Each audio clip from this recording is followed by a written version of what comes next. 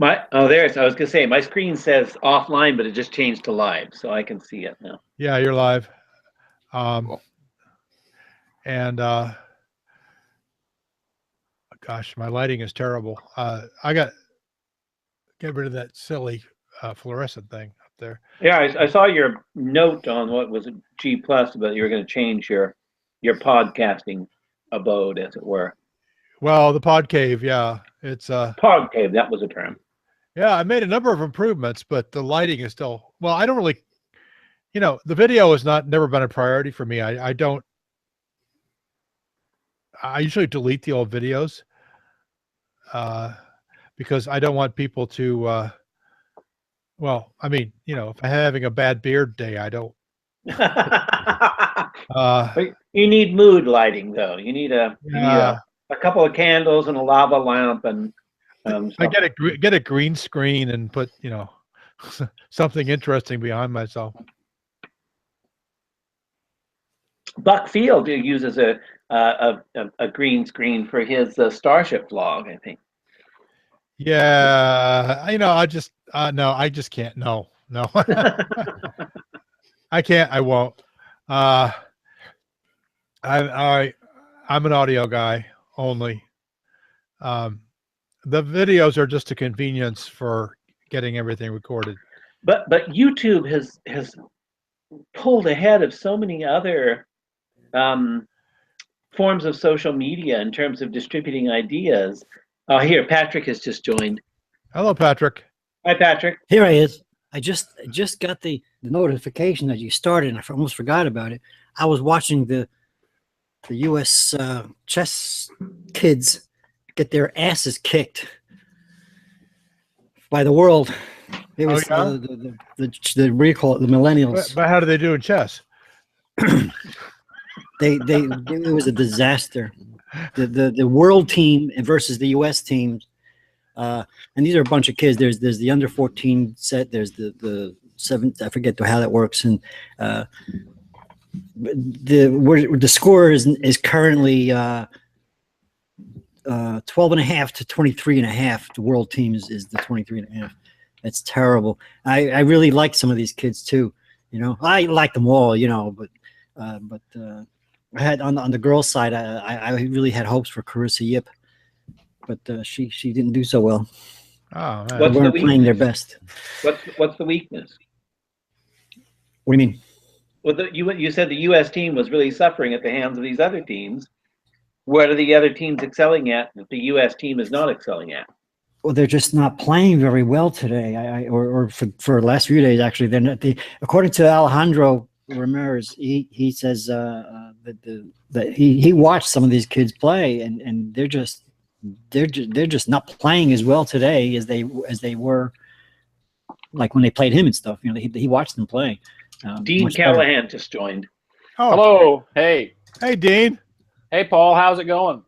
Good. And others. We're coming out. Oh yeah, we got Dean, Mike, Nick, and Patrick so far. Okay. And I've sent the invitation's gone out to the whole world, so we could get an ex Jehovah's Witness or whatever. Well, good for them if they're ex. Well, I mean that's what we had last time. Yeah, I saw that. I didn't really follow up on it. But, he checked in for about 5 minutes, then couldn't handle the rapid tangents we run off on every. 5 minutes is about the half-life of any topic. Yeah. Tangents are what this is all about, right? Yeah, it's all about the tangents are more important than there is no main topic. So. Right, there's no theme. and there's no show notes, no agenda, and basically it's basically not a podcast. Right, it's not. It's a hangout. It's a hangout. Yeah. I'm not drinking alcohol today. I'm drinking alcohol today. I drank too much last night. Cheers. I drank too much last night, and I'm drinking today also. Well, I saw an article today that if you drink 3 or 4 times a week, your chances of diabetes are reduced. I specifically drink 3 or 4 times a week, not for diabetes, but I'll add that to my checklist. I've already drank 3 or 4 times this week. A lot of the studies showing the benefits of alcohol have been quietly funded by the alcohol industry. Shut up! I'm a shill for That's the right. alcohol Yeah, industry. I smoke tobacco 3 or 4 times a week too. Actually, I don't. But No, well, I mean, but Nick, I can understand any study that shows that red wine is good for you is I accept without question. there are some forms of confirmation bias that I find psychologically appealing. Red wine, dark chocolate, and coffee are all those studies are fine. See, I'm waiting. So I'm waiting for the slightly overweight men who drink too much and like smoke pot. Are the first, or somehow that sets them up. Hereditary 200, all of them. Right. Yes. Exactly. The immortality treatment for some reason works best for them at first. So they end up running the world. Well, unfortunately, I think it's actually more the Keith Richards diet. I don't pass the first test. I'm not overweight. I'm not overweight, not even slightly. Are you also going to shill for the health benefits of eating whole garlic? Or does that not come up to the level of red wine? Cold garlic? Well, Oh yeah, well, garlic certainly, but oh yeah, absolutely. garlic is almost right up there with coffee on my list of things that need to be proven to be healthy. Garlic, Unless you're a vampire. yeah. I think I'm already pretty good on salmon. Actually, vampires who drink 4 times a week can eat garlic. Okay. That sounds like a new plot for the next Wes Craven film, except I believe he passed away recently, didn't he? I don't know. I don't know. Did you know that Wes Passed away Craven? recently. I lost it. Did you know that Wes Craven was a professor of philosophy before he made slasher flicks? I did not. That certainly makes sense, but no, I didn't know that. I did not either. So in other words, he decided to make a living. Yes, a good living. And we lost another horror great with Cesar Romero and the Night of the Living Dead guy. Yes, I just saw that. Yeah, he just passed away. I was not so much of an appreciator of his films. I thought they were a bit slow paced, but I know many people in the zombie genre just love that stuff. I have not watched any zombie. You haven't even watched the classic Night of the Living Dead? Not even that. I'm not trying to avoid it. I just never. Right. It never presented itself, and it doesn't attract me, so I didn't seek it out. But sometimes when I hear about a movie repeatedly, eventually I'll try to get it like through interlibrary loan just so I can see it, so I'll know what people are talking about. Yeah, I had that. I tried that once with Plan 9 from Outer Space, and I got through about 10 minutes of it. Legendary bad film. I wouldn't not Well, surprised to make it through. it was, yeah, I thought, okay, this is very bad. Oh, it's even worse than that. Okay, no, it can't get any worse. No, it's going to get better. No, it got worse. All right. But have you seen the film about Ed Wood who made the I film? was just going to say, didn't even make an even worse one. No, there is a film, a biopic about Ed Wood, and that with received Johnny Depp in it. Yeah, and I haven't seen that one either. No. Yeah, that received an award. I can't remember. I don't know if it was an Academy Award or something, the more marginal one, but it got an award. Some people in the film industry love it because there's so many internal references to it. In it, I should say. It's a filmy sort of thing. Yeah, when I lived in Los Angeles Cinephile. years ago, there was actually an Ed Wood film festival where they had all his really bad movies. He did several movies, many of which were borderline X-rated, and he even before that, he didn't have an X rating when he made most of them, but he was there was something about the film people that like that, maybe because that makes them feel good about their own work. I don't know. But no, anytime I get an inside joke, I feel like a member, so I feel like I belong.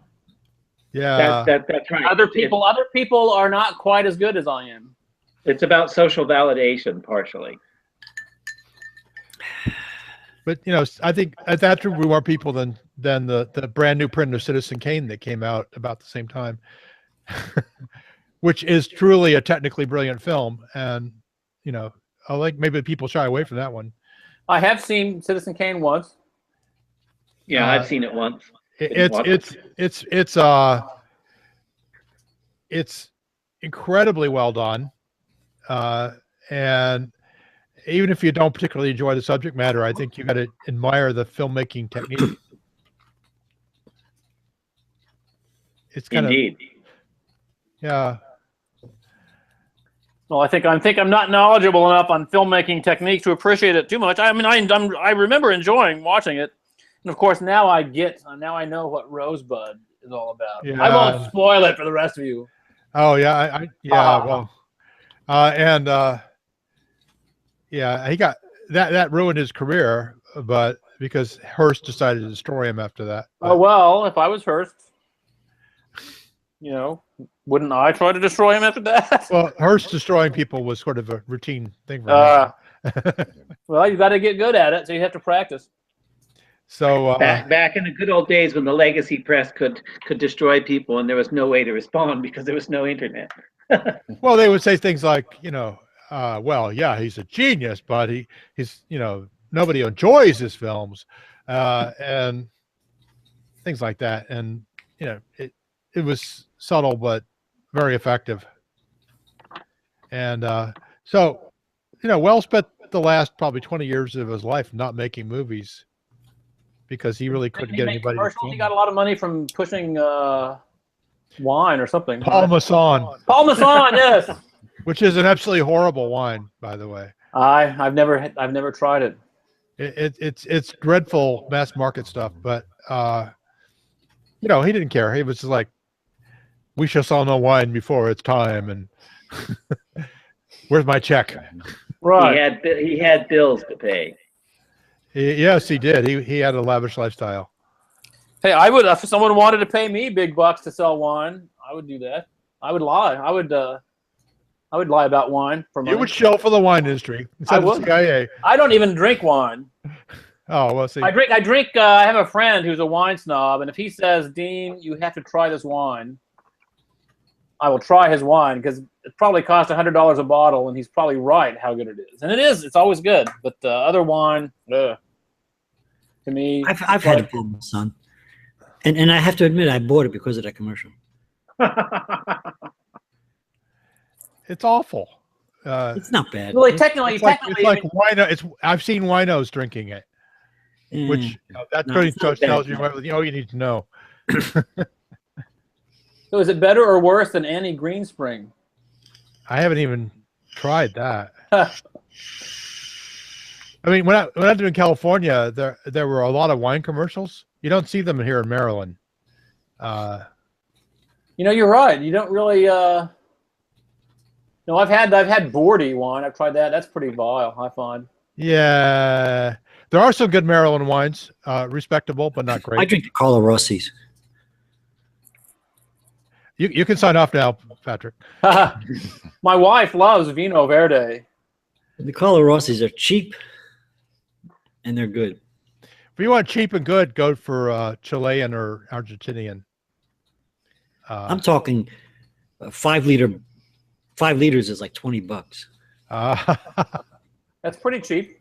Yeah. 4 liter bottle, the one that I like, the Paisano, is like $14.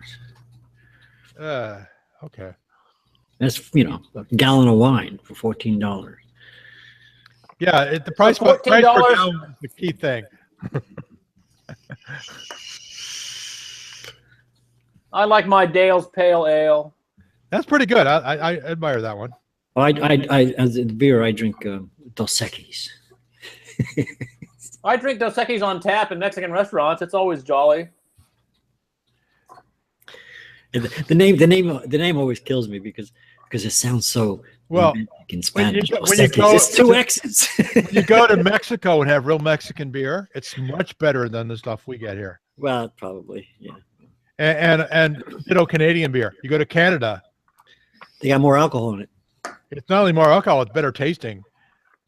I drink Well, beer. it's like drinking Guinness on tap.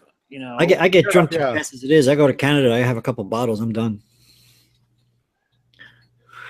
Well, I generally try to go to brew pubs or like wherever, like local craft brew is my favorite to try. Oh yeah, mine too. Near here we have Franklin's in Hyattsville, Maryland, which is excellent.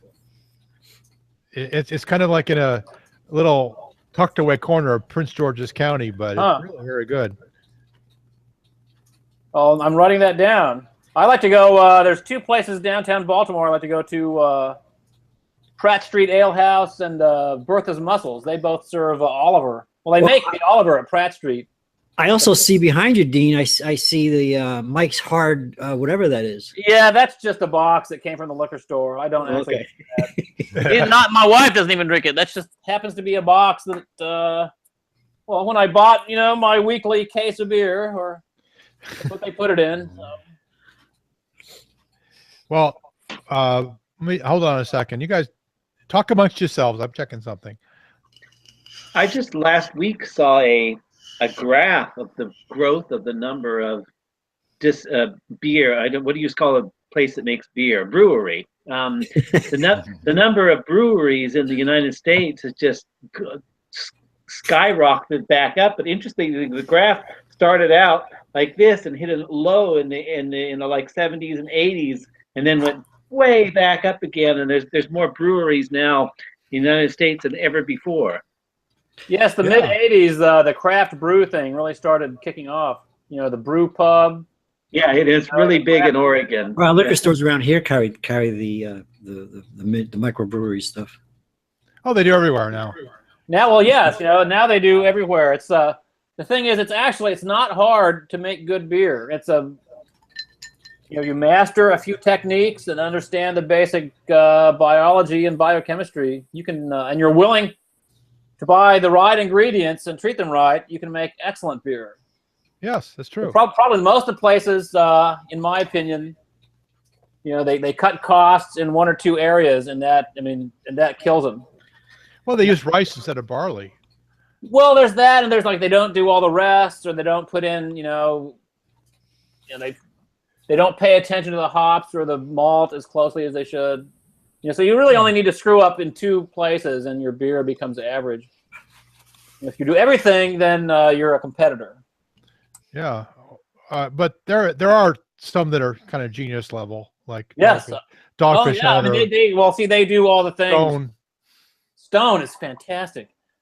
San Diego, almost all the San Diego breweries, if you ask me, there's something about them. They really, maybe just their location and the competition. God, they are so good. Yeah, well, I just had a Stone tonight. It was the Stone Ruination. Wonderful. I believe it. One of the oldest, most advertised beers is the absolute worst beer now. That's Budweiser. And I used to live when I was a child. On the second floor of the backyard porch, you used to see the Flying Eagle, the big sign, because that's where I lived. I lived near Newark. Yeah, near the Newark Airport. Yeah, I lived in Elizabeth. My backyard, if you stood on the back porch, the main view was that eagle. And I had a little telescope at the time. You could put it in the view and just see the thing. You can see how the bulbs work.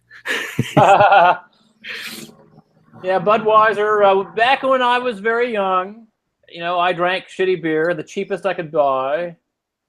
And as soon as I got my first real job, I started drinking good beer, and I just couldn't go back. And I'd rather not drink than drink Budweiser. Yeah, it's terrible now. I call it headache beer. Yeah. I always used to get a stomach ache or a headache after I drank that. Yeah. I don't know about in the past, but I know now. In fact, Rolling Rock was I had restricted Rolling Rock for a while, but Anheuser-Busch bought them out, and sure enough, within a few months of them buying it out, I stopped drinking Rolling Rock because I started to get headaches on that one. So they must have. It's all about that wonderful New Jersey water. I was just going to suggest, maybe they changed their water source. Well, it's funny.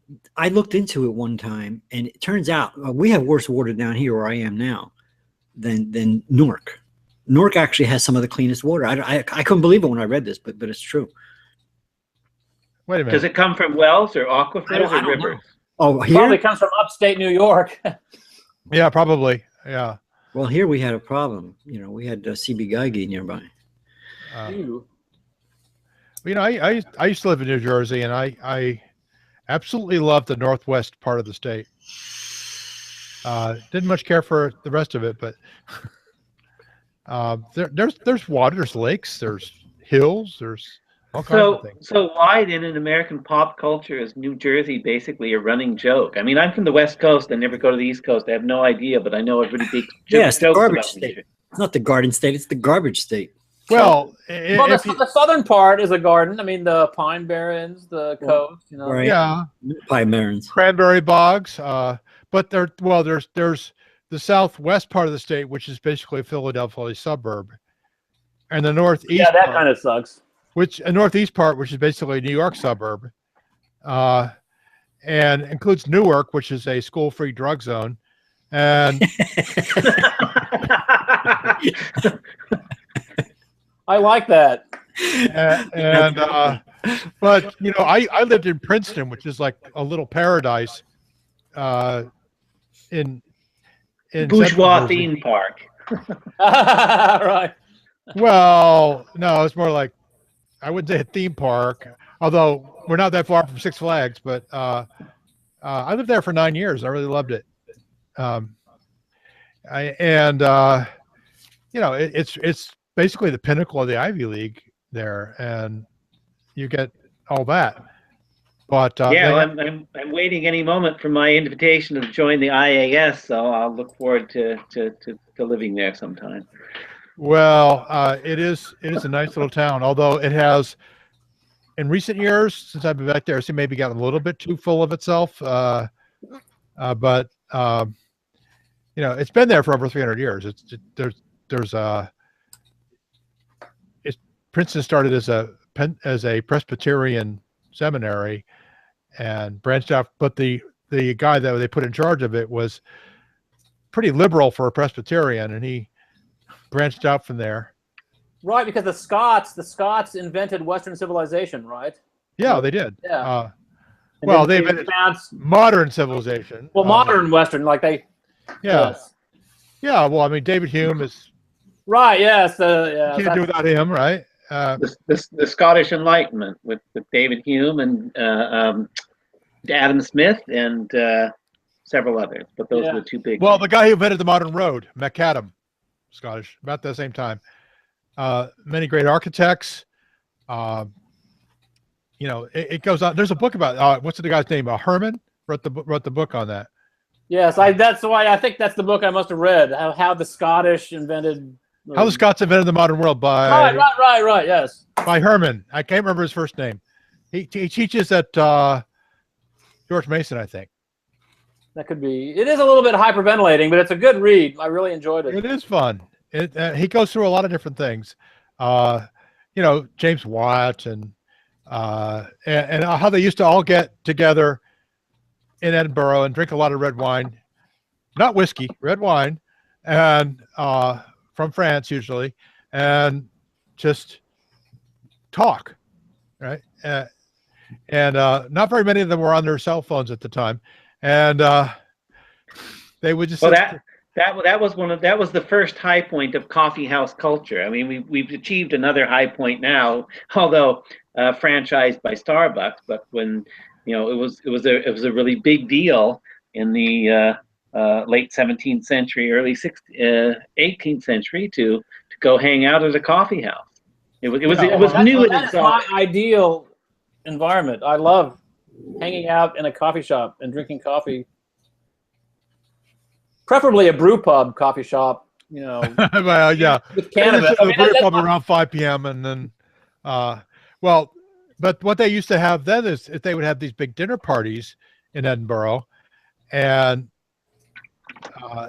usually held by one of the wealthy patrons, and they would bring all the leading whites to their dinner party, and that's how David Hume got so fat. And they would have, they would sit and talk till midnight. There's an important aspect of the Scottish Enlightenment that is not well known, however, and that is that just before the Scottish Enlightenment, the English university system had passed a law that everybody had to take some kind of an oath to the Anglican Church, specifically Anglican, before they could be a professor. So all the nonconformists, they went north of the border and went to Scotland, because you could still be a university professor without swearing your allegiance to the Anglican Church. And so all the interesting people with their own ideas who didn't want to be conformists, they went to Scotland, and they gathered in Edinburgh, and that was one of the sources of the Scottish Enlightenment. Yeah. Well, there was that, and the fact that, you know, there are already a lot of really bright people in Edinburgh, which talent attracts talent. And the talent concentrated there because it was just north of the border where they it got. Well, yes, like how far south in one of the worst climates can you get, you know, to sort of live in an urban kind of setting? Yeah. Well, I mean, the winters there aren't horrible any more worse than they are anywhere else in Europe. Yeah, but the summers are just like the winters anywhere else, though. Yeah. Well, you get not in July. In August, yeah, it's cold. Well, see, when did we go there? When we went there in like July or August, it was it's kind of the way that people describe Seattle, but it was actually that way. It's like, oh, there was a sunbreak today amidst the rain and clouds. It must be summer.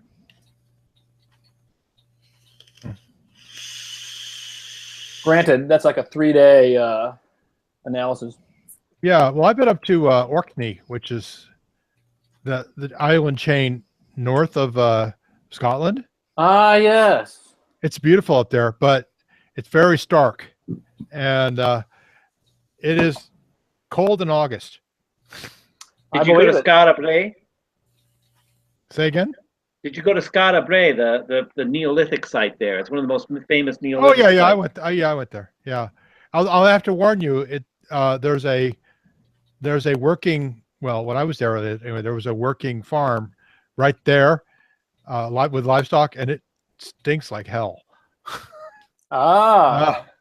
So if you go to Skara Brae, maybe you get a little bit of the prehistoric smell as well. So, there you go. Yeah, why go to the Viking Museum and smell artificial rotting shit? Just go to Orkney. The most impressive thing I saw up there was Ring of Brodgar, which is a big stone circle, and the impressive thing about it isn't just its size and the size of the stone, many of which are badly eroded, some of which are missing now, but the fact that the population of the island was probably, at those days, was probably never more than about 2,000 people. So they built, this was what we would consider now a very small town. They built this very impressive, stone circle with very big stones. And it's quite geometrically accurate. Huh. And actually, it's the second one they built. They built an earlier one called Stenness, which is maybe a mile away from there. You could there are tombs right next to there, so you can tell that the kings, or whoever the big chief was at the time, wanted to have his tomb right there. So they saw the circle as kind of a entryway into the other world. The other world. And but it's very impressive. You get there and you realize, wow, we think we invented hard work. Yeah, no, we didn't. I think I invented sloth, actually. No, that was a deadly sin before you were born. Oh, okay, well. Every generation throws its heroes at the pop jar. Well, every generation thinks they invented sex, thinks they invented music, right? Yes. And whatever the other deadly sins are. Pride, greed, anger, lust, sloth, gluttony. That's 6. Oh, gluttony, yeah. No, yeah, well, my generation definitely invented gluttony. Well, I mean, one could argue that this generation, in fact, did invent gluttony.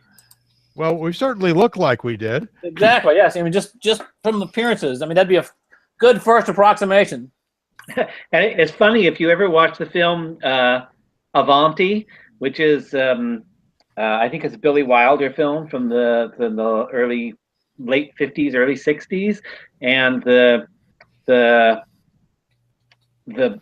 gal who plays the British character says, "How come all you Americans are always so thin?" And 50 years later,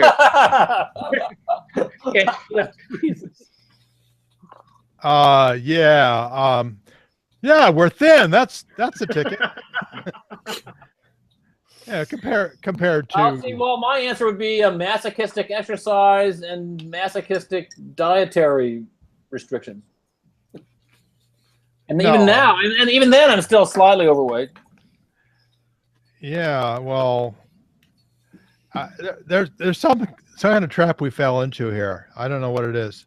It might have something to do with easy availability of calorie-rich resources, and well, the trendy term now is calorically dense environments. But I think that's a necessary but not sufficient condition to explain where we are.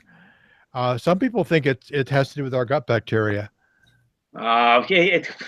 It's much simpler than that. In the long human evolutionary past, sweets and fats were very rare in the environment, and if you saw them, you had to eat as much as you possibly could because you would not see them again soon. And now we have an environment in which sweets and fats are very easy to get, but our evolutionary psychology has not changed, and we still gorge on sweets and fats. But that was true for our grandfathers, and they weren't as fat as we are. No, they didn't have sweets available and fats available like we have.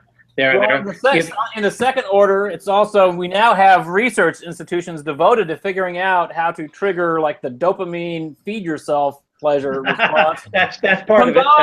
What's the best configuration? Oh yeah, the Heath bar. You mean greasy sweet salt configurations? What is the best configuration to trigger the dopamine response? Yeah, it's called we are helpless in the face of this. Yeah, it's called the ho-ho. The ho-ho, I was going to say the cheeseburger. The cheeseburger, no one can eat just one bag of potato chips by design. I can definitely eat 3 without even stopping. I would be hard pressed to eat 3, but once I start, my mind drifts onto other subjects, and then the bag is empty. All too true. And it feels masochistic to not do that. What? You're not eating a bag of potato chips? That must suck. And of course, I love beer. I drink beer 3 or 4 days out of the week because why? Diabetes. Want to avoid it.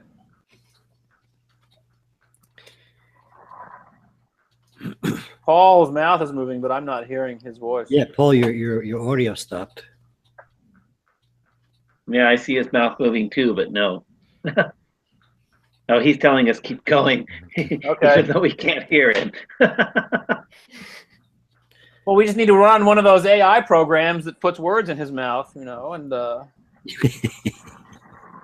and we can make him say anything. Exactly. Hideously embarrass himself and lose his good job. And it will be online forever, recorded for posterity. BeaterNet never forgets. So they say, but I suspect there's it doesn't remember either. In fact, I just recently came across an article about how all the earliest digital cameras, all those formats are no longer in use, and there's a whole chunk of images that haven't been saved in any other format that are just basically lost to history. Although there are some specialist archives that are attempting to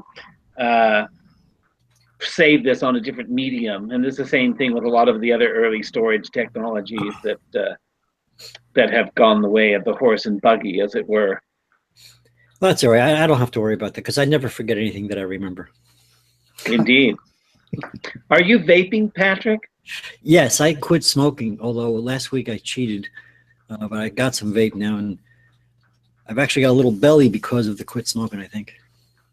Yeah, that sounds right. My brother's getting a little bit chunky. He quit smoking.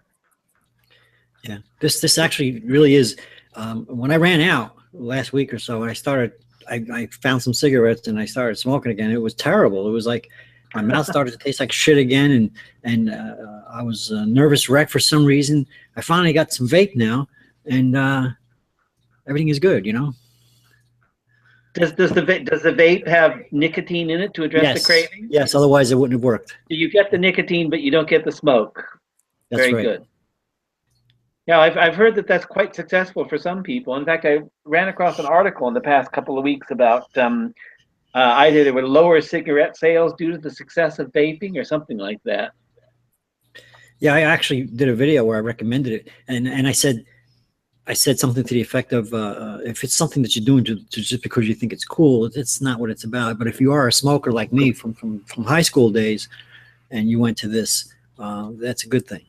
Now, is that actually made from tobacco? The nicotine, I'm not sure. No, the vape is actually, well, this is 80-20, vegetable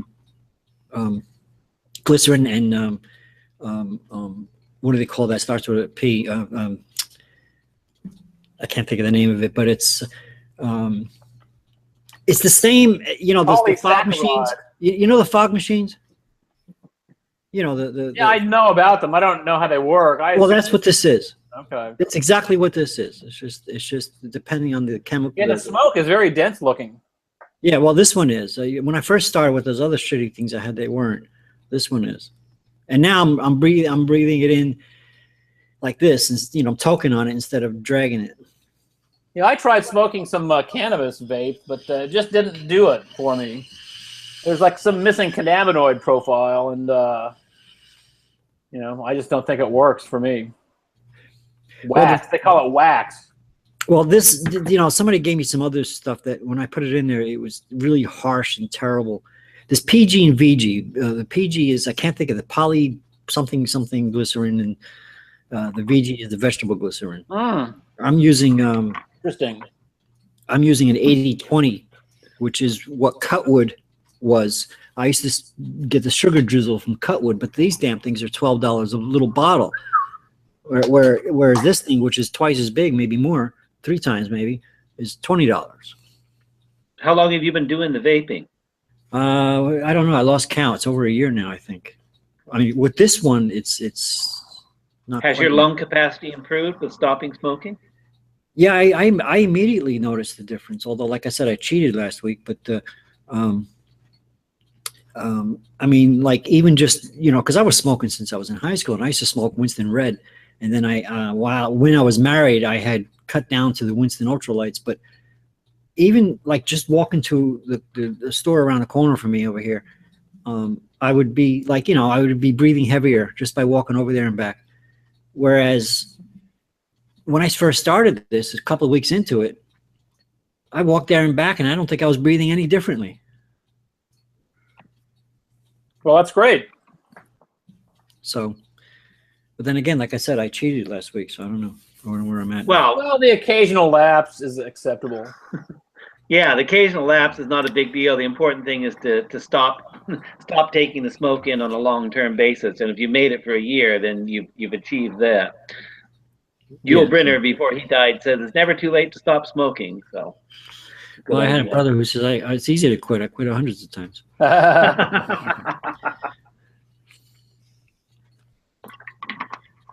Sorry, Paul. I see your lips moving. Let me put Paul on the screen so I can see what he's trying to do. Yeah, he's even dropped off and re-logged on, and we still can't hear him. His pod cave is technically problematic. Check your microphone plugs. What? Have you tried unplugging everything and plugging it back in and turning everything off and turning it back on? Time for a cold boot. Oh, he's nodding his head. Apparently he can hear us, but we can't hear him. Well, your audio was a little choppy before, and maybe it just decided to quit altogether. And he started to echo a little bit too, I noticed. So now he's dropped off again. So you got to drop all the way off. It's probably a Google problem. Time for a cold boot and a return on new terms, as it were. Actually, the secret is I got him from here. I wanted to shut him up. I got the secret control over here. Okay. Now we can say what we really want to say. I mean, I got the power. Tell us your real opinions. My real opinion? Oh, I don't know. I'm just joking.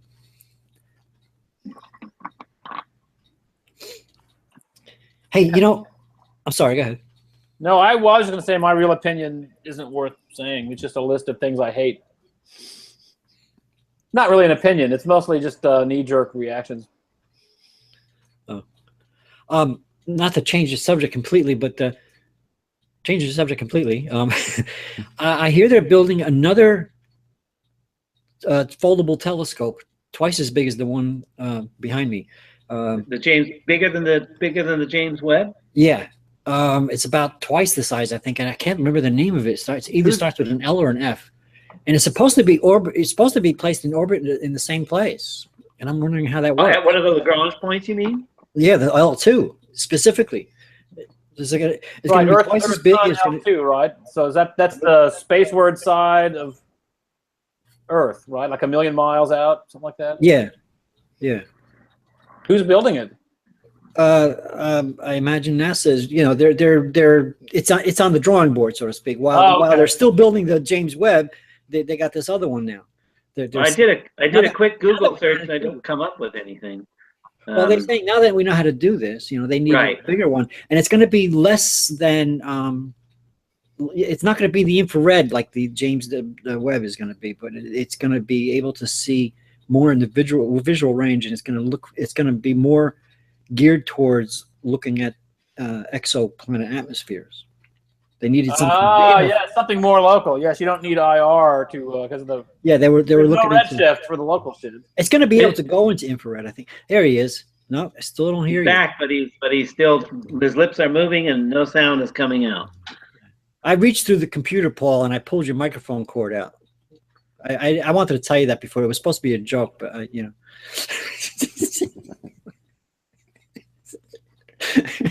Just start cussing really loud.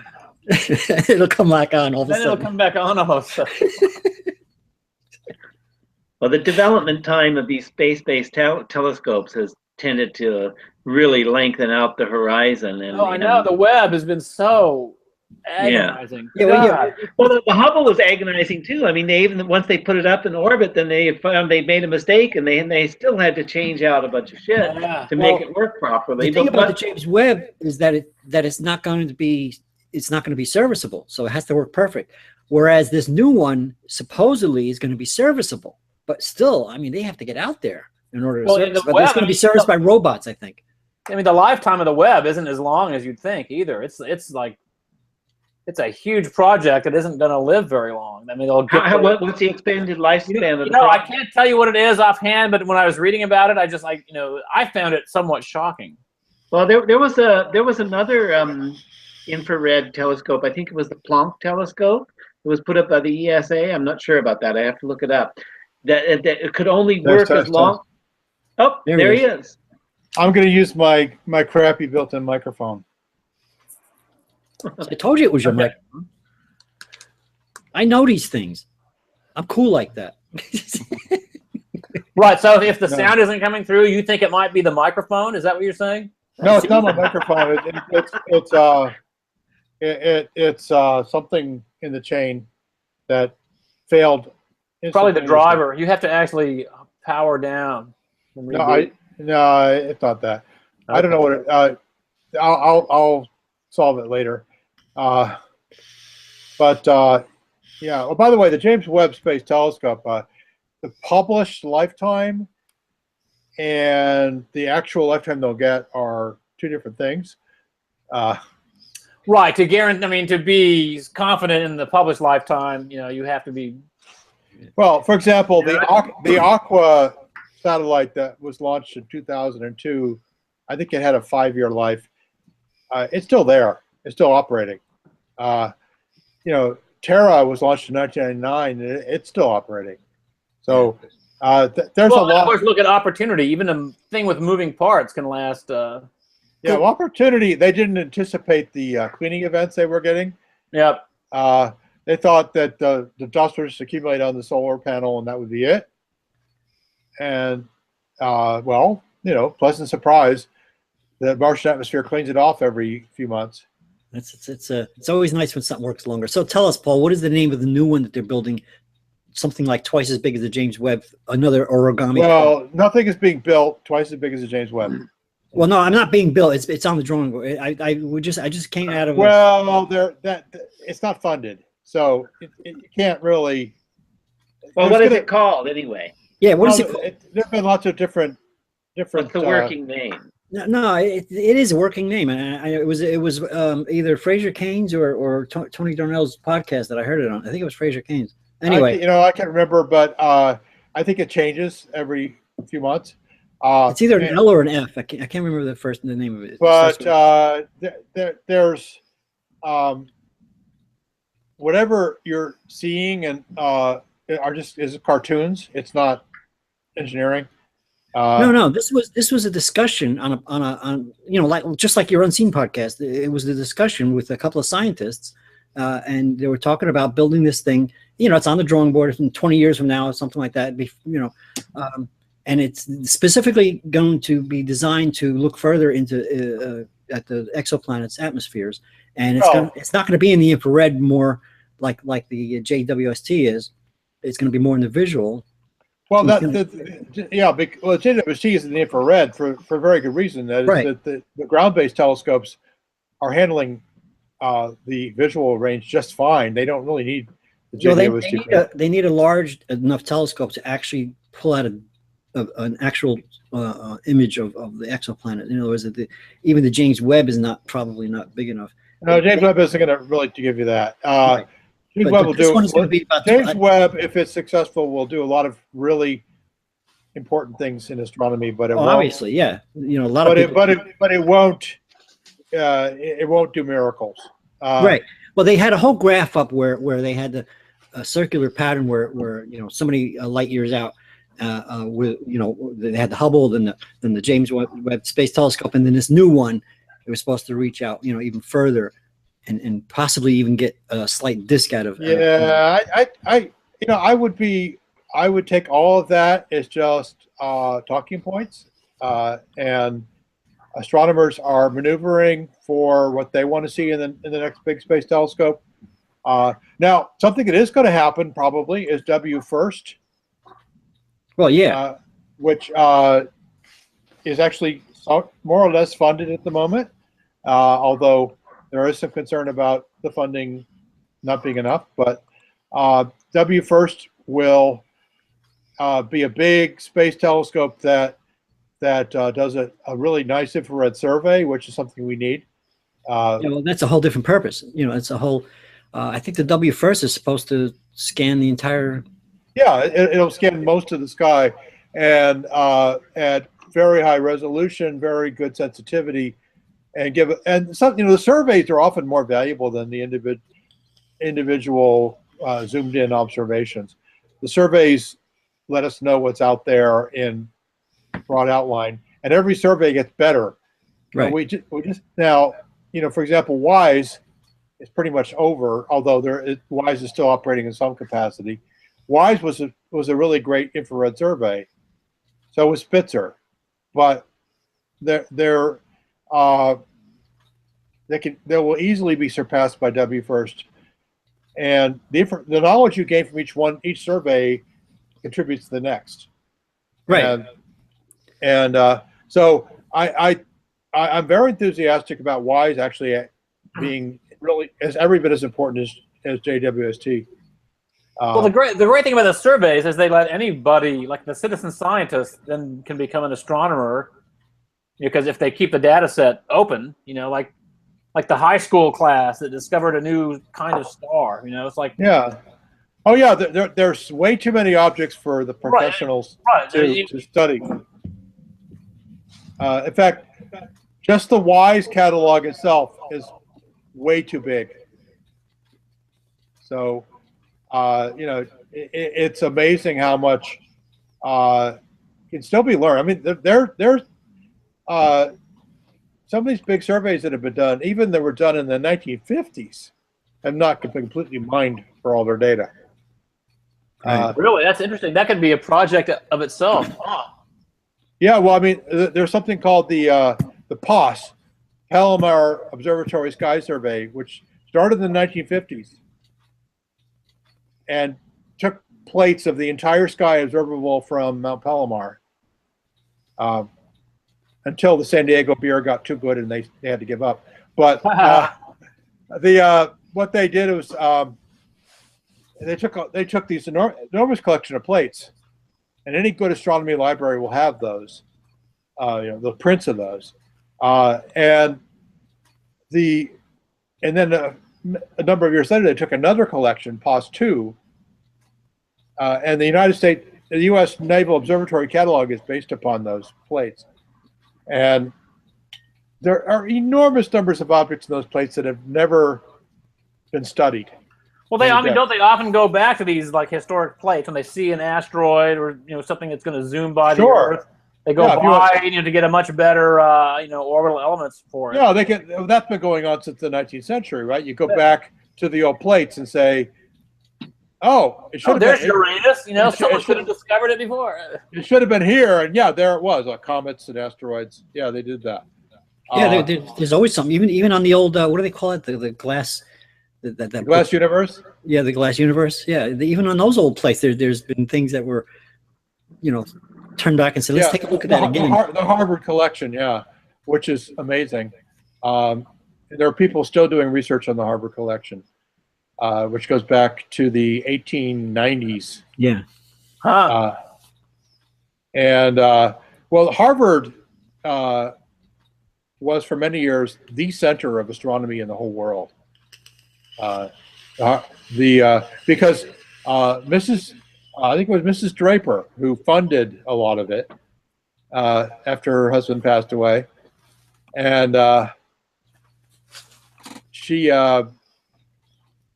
provided a lot of funding for these young ladies to come to Harvard and calculate things like the magnitudes of stars and to study the spectra of stars. And Harvard had this massive collection of plates that they'd taken not only at Harvard but also in the southern hemisphere and in Peru. And so they had this massive study, and it was actually they're the ones that discovered the Cepheid variables that led to yes, classic feminist science. Yeah, and they actually those ladies discovered a lot of things that are now essential to the way we understand the universe. Henrietta Swan Leavitt and the period luminosity relationship, I believe. Yeah, yes, which a lot of people are now calling the Leavitt's law, because they that's good. They want her to get credit for that discovery. What she did is she looked at the I think it was the Lesser Magellanic Cloud, and she said, well, these stars are all about the same distance away, more or less. So the ones that look brighter on the plate should be brighter in reality, and the ones that look dimmer on the plate should be dimmer. And she studied her period. She drew a graph, and it wasn't a perfect straight line, but it was enough of a correlation to say, yeah, there's something here. And she actually was allowed to be a co-author of that paper, which in those days was to have a woman as a co-author was at all. A lead author was not heard of. I can't remember. I think it was. I can't remember the first one. She was also at Harvard. The first woman to actually be a lead author in a astronomy paper was at Harvard, and that wasn't that much. But Henrietta Leavitt discovered this relationship, and Edwin Hubble took that and ran with it, and discovered the distance to the Andromeda Galaxy from using it, and that blew everything wide open. Well, that was the first important rung in the cosmological distance ladder. Yeah, and then he you could one and it blew everybody away. How far away that galaxy? Whatever they are, they're pretty far away. Yeah, well, a lot further away than a lot of people were saying. Right? Yeah, they're not. Yeah. Yeah, this harks back to the great debate between Shapley and Curtis about whether nebula were clouds of dust and gas within the Milky Way or whether they were entirely separate universes, and there were obviously that was solved both by the Leavitt law, but also the availability of the 100-inch telescope that Hubble used. It was able to resolve stars in Andromeda, because before that, the biggest telescopes in the world could not individually resolve stars in Andromeda. Right. So you had to have yeah. both the And technology and the idea came together. It's hard to believe that that telescope was actually near Los Angeles now. It You're right was. back. It's on Mount Wilson, and yeah, that they. It was actually a guy named Milton Humason who did a lot of the hard work for Hubble. Yeah, he figures prominently in Carl Sagan's Cosmos. They make much of Humison's contribution. But yeah, that people, the notion of something as far away as 2 million light years was devastating to a whole lot of cosmologies then. And then he pointed, and then you point out the obvious, which is this is a big galaxy. This is really huge. It fills a big chunk of the sky. We have images of a whole lot more of them that are much, much smaller. Then they're therefore probably much, much further away. And that, so you got this guy who was a lawyer, basically, Hubble, he studied law and had gotten into World War I hoping to get killed and didn't get into much action before it was over. And he came back, and said, yeah, law's not so great. I'll study astronomy. And ended up revolutionizing everything. By the way, he was also the captain of a national championship basketball team. Is that right? He was 6'3", which at that time was a very tall guy. Well, 6'3" is tall. Yeah. Well, this was, it was University. I think that was the last time University of Chicago won a basketball game, or at least, certainly the last time they won a championship. But he was a tall man for his generation, and of course basketball was a new sport then, so it wasn't that big a deal. But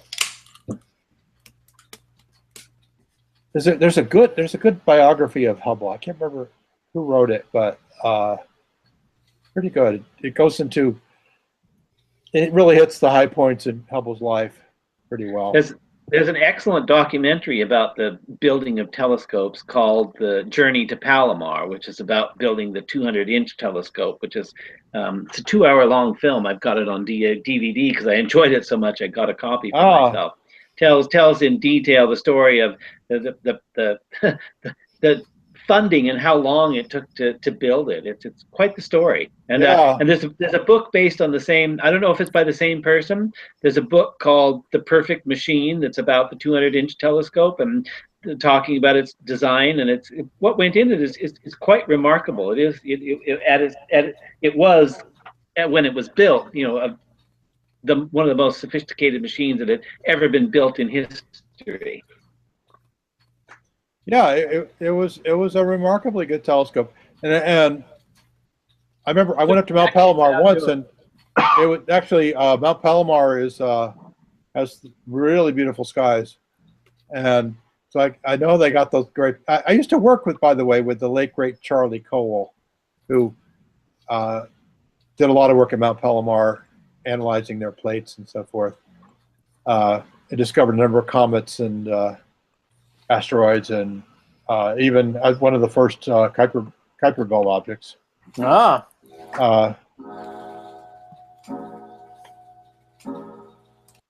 it must be getting late. Someone's got a grandfather clock.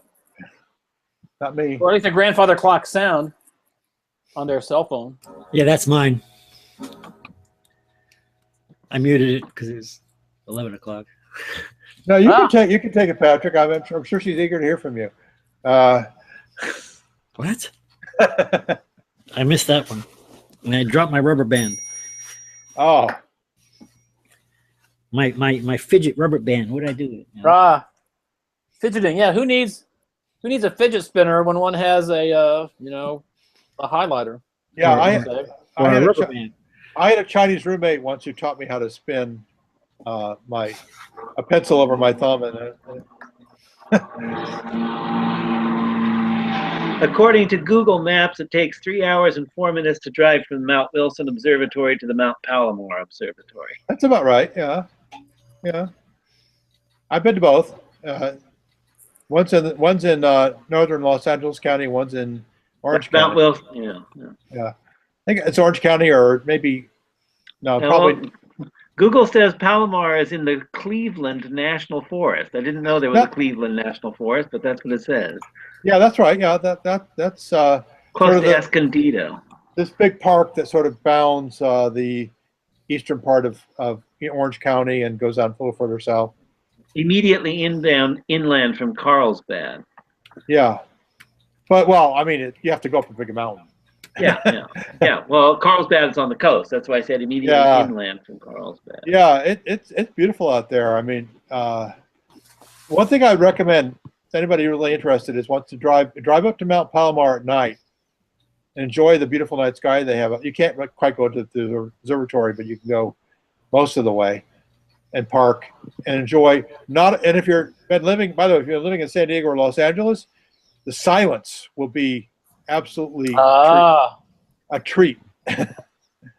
Just the sheer silence, the lack of noise, and then around the wee hours of the morning, drive down from Mount Palomar into the Anza Borrego Desert. It's beautiful. The desert is gorgeous in the early morning, and then hopefully you have a destination where you can get some shut eye. Either around that area, but and of course it gets really hot during the day. Sounds great. My fantasy is to organize a party with my friends to go to Great Basin National Park, where they have one of the campgrounds you can drive to is like at 10,000 feet. Just to like take our those of us who have our telescopes, go up there and have a little star party.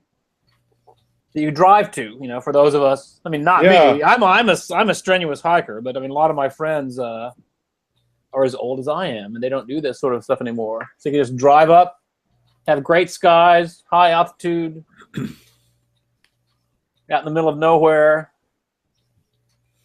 Anyway, that's one of my fantasies. And there's desert. The Great Basin has got great, ecology for those interested in such things. Yeah, I miss the West. Out here in the East. Believe me, I miss the West. I'm from the West. I only moved here because wife unit told me, she made me promise I would do it, and so she wouldn't lie, and so I did. What's the percentage of the solar eclipse going to be where you're at? Where I'm at is Baltimore, so 0%. Yeah, and I'm not even going to try to. I'm going to take a very relaxed attitude to the eclipse because we always have bad weather during things like that. Well, I'm already planning a party, but we're going to get 74.1% according to my last information here. Oh yeah. And I'm going to project the sun. I have this big screen. So that means it's definitely a cloudy day. Yeah, that's my fear. Like plan $1,000 vacation for like 5 minutes of clouds. Okay. Whoa. Mike, you saying something? Because I see your lips moving. Yeah, I'm not trying to.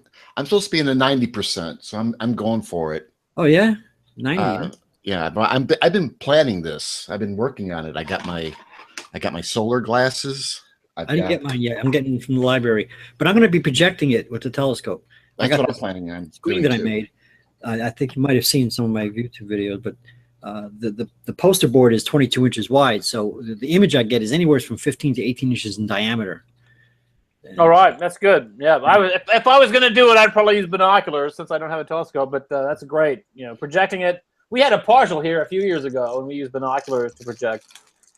I got 2 telescopes. I'm setting those up. I got a camera.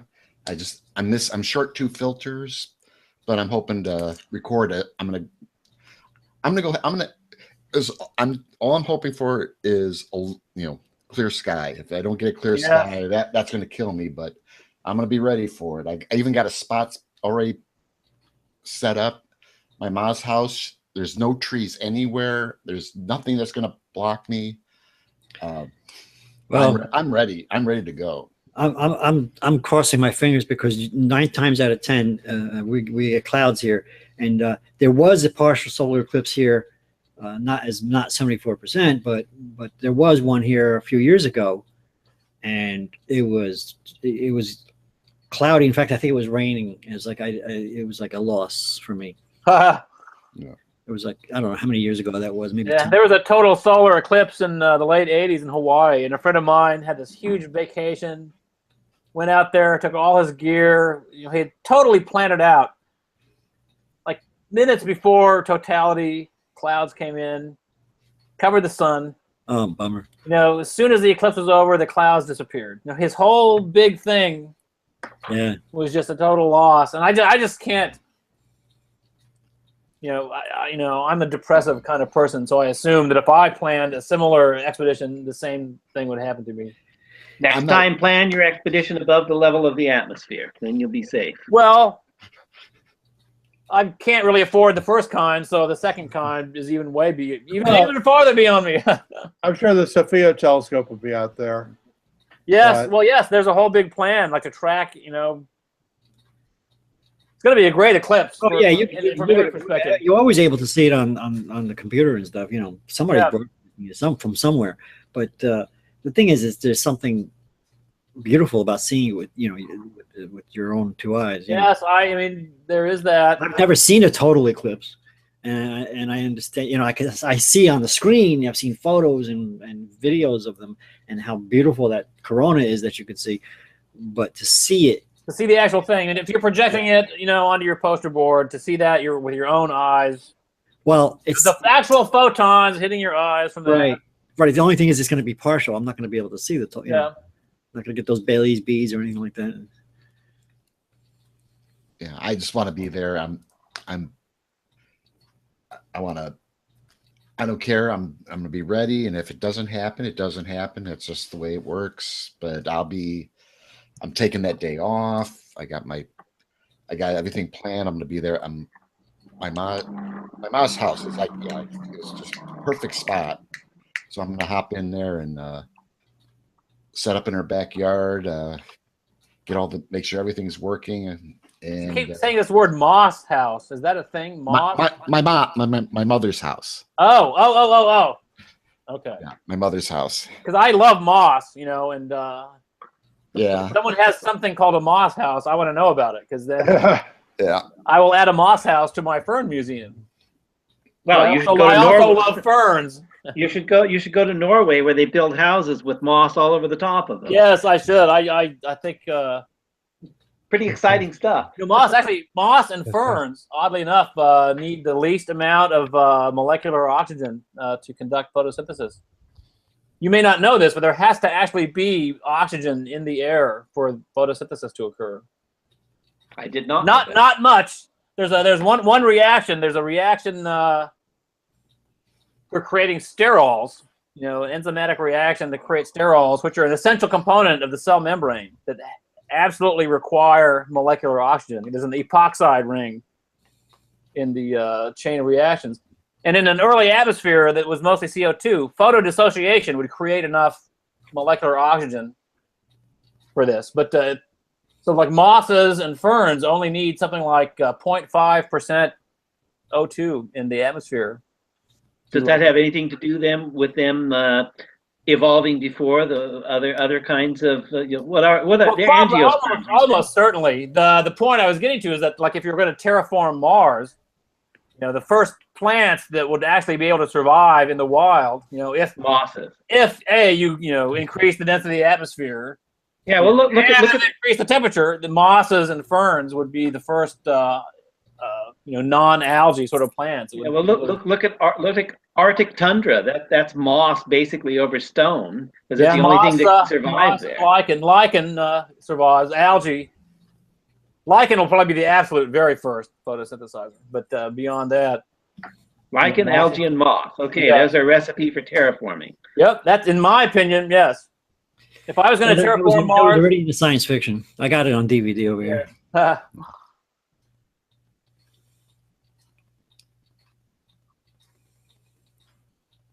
anyway, the moss house. I want a moss house, but that's not what you're talking about. But now I'll have to invent. I'll have to invent a moss house, because I love moss. I think moss is great. It's very Yeah. hard to identify moss. You can't just look at it and tell what species it is. You need a microscope and this big book and all this shit. Because my backyard, well, when I was a kid, we had a playhouse, and my dad put a sod roof on it. Literally got sod and put it on the roof of this thing. And I think the grass eventually died, but then the moss took over it. We get this really fine stuff. I think it's moss. I'm not. Could be algae. Algae kind of look like a moss sometimes. Yeah, because I know my backyard. I mean, I can pull up whole chunks of it, especially the back where I got a lot of trees, and it's a lot of neat. Well, Shade. a lot of shade. Shade and duff from the tree needles and. Well, I got mostly oaks and elms Oh, back there. okay. So it's kind of. I try to keep it that way. I used to have these 2 huge oak trees in my backyard. They both died and fell over. I think the one in my front yard is maybe at least a 200-year-old oak. Huh. So it's my baby. I try to keep an eye on it because the one oak that got killed, I found. Well, there was all sorts of neat critters living in it. Bugs. There's bugs that I had never seen before. Like this big. It's like it looked like a grub, but it was like maybe about the size of a $50. Kind of. I mean, it freaked me out when I saw it, and I'm like, I've never seen one of these things. And even when I pulled it out, I mean, it was hanging on. It's like it had latched on to whatever it was eating or whatever it was doing inside that tree. But It's often surprising how hard small little critters can hold on to their substrate. You know, you can't just pluck them up. You know, they're just wow. Yeah. Good thing it's not me they're holding on to. Yeah, I was like, this thing could really mess me up. You know. Well, if you think about the weedy species that would gain a foothold in a harsh environment where they're the first stage of ecological succession, they've got to be tough, or they would never be part of that process. It's only later when you get more towards a climax community ecosystem that you get the more delicate kind of species that get wiped out very rapidly. But then when there's a denudation event, then it's those hardy weed-like species that are the ones to go in first and grab onto the rocks and make a home for other things. Those seeds that settle down in the moss, and eventually there's enough of a layer of soil they can actually grow.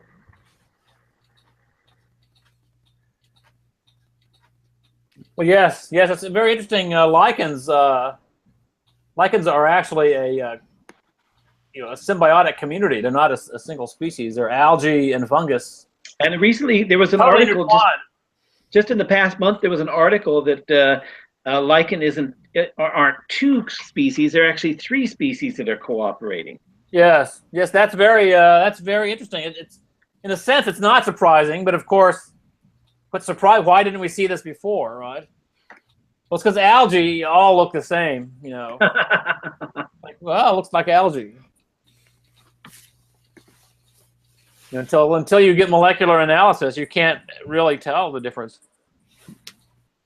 Until you decide to look at something that's formally not interesting, or seemingly so. See, that's the genius of just. Following your dream. Yeah, Paul, you're still silent. Are you fucking with your shit over there somehow? No, I didn't even realize Paul had gone silent again. I was just looking at him to see if you. I'm just troubleshooting. Oh. So, yeah, go ahead. Talk amongst yourselves. We have teachers' permission to talk amongst ourselves until revoked. I still haven't remembered that damn name of that new telescope that they're thinking of building. Well, I did a couple searches and I couldn't find anything. But like Paul said, they probably change each design. Has its own name, and it's mostly just the quest for funding now. Well, yeah, Right. the funding picture is very murky. So, Yeah, unless they actually well- have money to start building it, it's paper. It's Well, Well, it I should hasn't say even- it hasn't more even finished. murky than usual. They haven't even Uh, finished the design yet. You know, we're talking. You know, it's Well, still- no, it's still there's being- no, they haven't started the design yet. What they haven't designs in finished. the back, they have back of the envelope designs. It's like the this. It's like requirement. You have to what define they the learned from requirement. building the James Webb Space Telescope. They're going to put that knowledge into building this new one now. Right. Now that they know how to do it, they want to do it. Well, I wouldn't be too optimistic that all the amazingly complex engineering that's gone into JWST will go into the next generation at all. I don't know what you're saying, Paul, because the podcast I was listening to had three key scientists. Oh well, it was a talking Peacock podcast, and it must have been true. about it. No, I'm saying there was three key scientists talking about it. Yeah, but well, talking about the idea and everything. they will learn things at a certain level of abstraction. But You could just go back in your browser memory and see what podcast you're listening to and pull it out if you want. NASA does not build the same thing twice. It's not the same thing. That's one of their problems. I would love to see mass-produced, It's not the same thing. It's twice as big. opportunities. Well, it's going to be so different that the JWST lessons learned will be important at some level of abstraction, but the technology will be new and everything will be redesigned. It's the foldable origami objective, a mirror. That's Well, the the origami part is what gets everybody worried, right? I know, but that is the same sort of thing. That's what they learned how to do. Well, but if you can, It's not going to be deep into infrared. It's going to be more into the visual. It's going to orbit. This is what I was trying to ask them on the side chat, and they didn't answer me. Was is it really going to be able to orbit the same L2? I mean, I don't know how that works. How can there be two telescopes in the same orbit? Well, that's easy. That's It's more trivial. it's a volume, really. There's a lot of space out there, Patrick. It's no problem putting more than one thing in L2. Okay. It's In a fact, volume. It's putting several things into a volume. you could put thousands of satellites in L2 and you wouldn't notice the difference. Okay. Yeah, the O'Neill colony designs for L4 and L5, there were intended to be hundreds of them following a kidney-shaped orbit at those Those Lagrange are real. Those are real volumes. I mean, those are stable volumes. I mean, nothing in L2 is stable, but I mean, around the point, it's like Well, we have a lot of satellites in L1. yeah. And Earth, Sun L1. They're halo orbits. You can put a Yeah. bunch of shit out there. These things So are you know, hundreds of thousands of kilometers wide. Yeah, you answered my question. I couldn't get that question answered when I was. Yeah, well, the thing is, yeah, there's plenty of room out there. That's not a problem. Space is I a just, big thought place. I just thought it'd be like an interference problem, like gravitational. No. Not between the objects. Now, if they somehow screwed up and put everything at the same RF frequency, then there could be a potentially, but that won't happen. There's a lot of coordination that goes on. I'm sure that. So did you see the origami, the World Origami Championships? No. Yeah, I was going to watch it, but we don't have pay-per-view. Well, okay, let's talk about pay-per-view now. Oh, no. Paper. No, let's talk about the World Origami Championship. Pay-per-view. Pay-per-view. Okay. Testing. Just testing. Giggle, giggle, giggle. Okay, I get paper. All right. Yes, Pay-per-view. okay. Sorry. I got it right away. Yeah. I'm very liberal-minded. I'm very pissed that my microphone's not working. Yeah. That's pretty depressing. It's a total disappointment. The whole thing, this whole podcast is kind of screwed up because of that. Yeah. I think it's your mistake.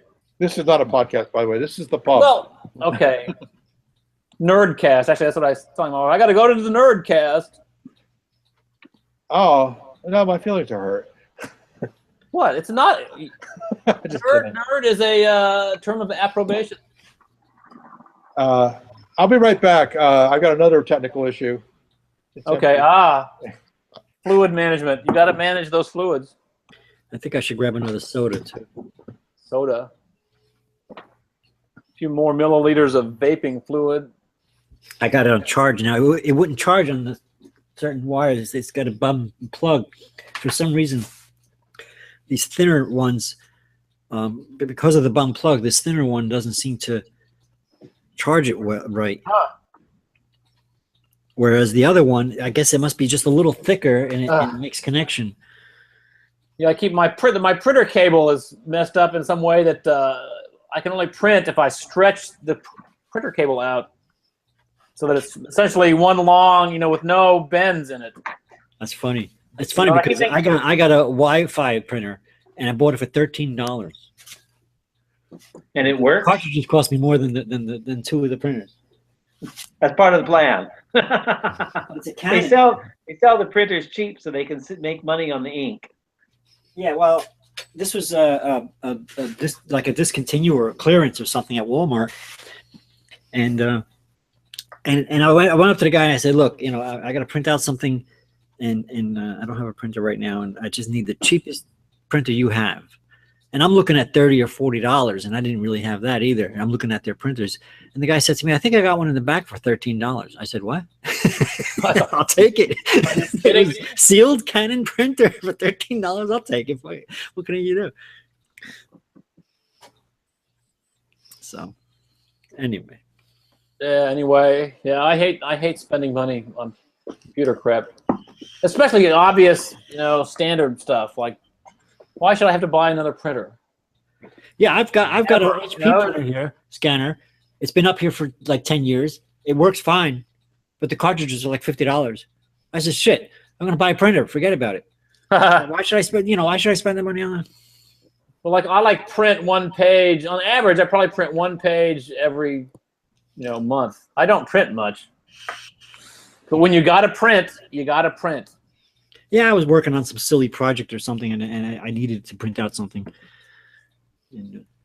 Well, sometimes I need to print out a PDF that someone sends me that I have to sign, and then I don't even have a scanner, so I print it out, I sign it, and I take a picture of it with my phone, and then I email the picture to them. And it works for them, and if it works for me, it works for them. Yeah. But the printing, the printing is an essential component. It's just like, fuck. Well, I think I know why this printer was discontinued, because I printed up a couple pages and the thing was telling me there was low on black ink. I'm like, I don't think so. Yeah, I don't think so, right? So I sooner or later went out and bought a black ink cartridge, and it seemed to have lasted okay. Then I said, you know what? And I started to print up more stuff, and then now it was actually low. So I said, all right, I'll put the old one back in because I saved it. And it complained and it complained, and I'm still printing. So I think that's probably why they discontinued it, because they I think they botched the sensor or something. Well, the printers are not for printing; they're for making money for cartridge manufacturers. Right. But you're low on ink, and you probably have like a half. They are cash generators for those people, and if you go to Staples, you'll see a big long aisle of inkjet cartridges, and another big long aisle of laser printer toner. And it's a nice cash. Right. It's not. They're not selling printers. They're selling toner. Yeah. Exactly.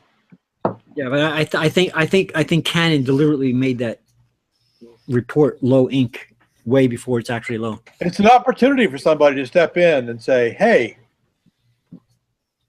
we get that there's a scam going on here. And well, there are printers being marketed now that say we've got a big enough ink supply, and the one we ship that it can last for a year. I saw one advertised that way. Yes, and there's an arms race between the aftermarket, trying to subvert, because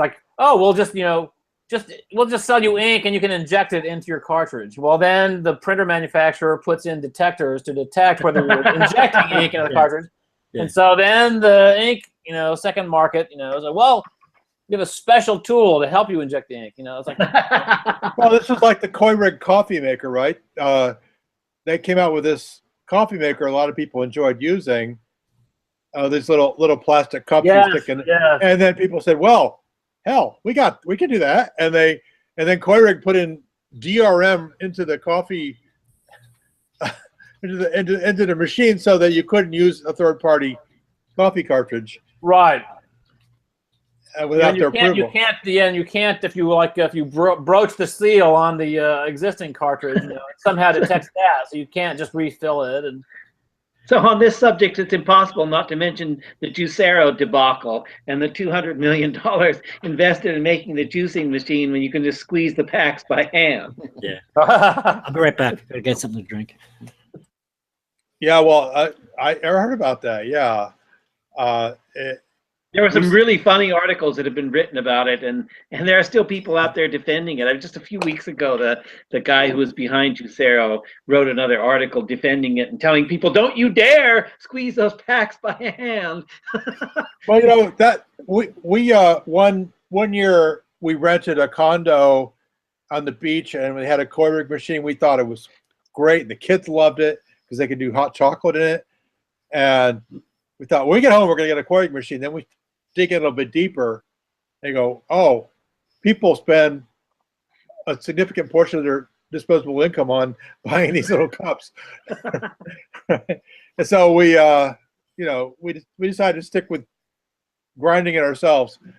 Yes, that's a good exercise for your children. Say, just bring me a pro forma business statement for using the Keurig machine, and then you can devote some amount of your allowance to it.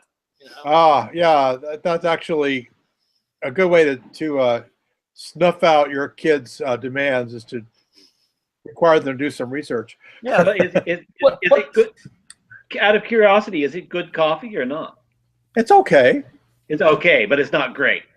Well, I don't know if I'm great, but I mean, I would consider spending a lot of money on a machine if the result was just great and it was something that was important to me. But if it's just okay and you can do it better, with your percolator or French press. I'm just a coffee junkie. I don't understand the connoisseur side of it. I mean, if you're not one cup at a time. If you're looking to make one cup at a time, you know what I mean? You're not a coffee snob, I guess. Well, I think I find the office coffee completely repugnant. So I guess at that level I'm a snob. But okay. We go to Trader Joe's and buy the $5 tin, right, that we grind ourselves, and it's fine. We both like it just fine. Yeah, when you grind your own coffee, even the cheaper ones are good, but to sit there with the Keurigs and make one cup at a time, that's I got to have at least a couple of mugs of coffee. I need to make a carafe and have it ready to pour. Yeah, you can't drink one cup at a time. And then the stuff costs so damn much. It costs for those Keurig things. They cost more for the singles than a 5 pound. Yeah, well, it's just like my point was just like the ink cartridges, only more frequent.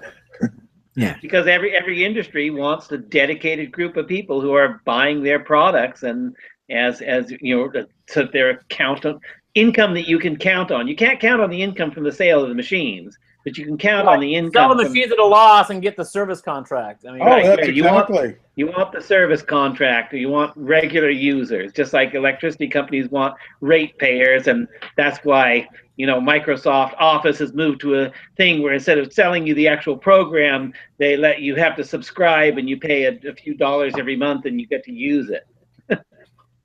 Yeah, well,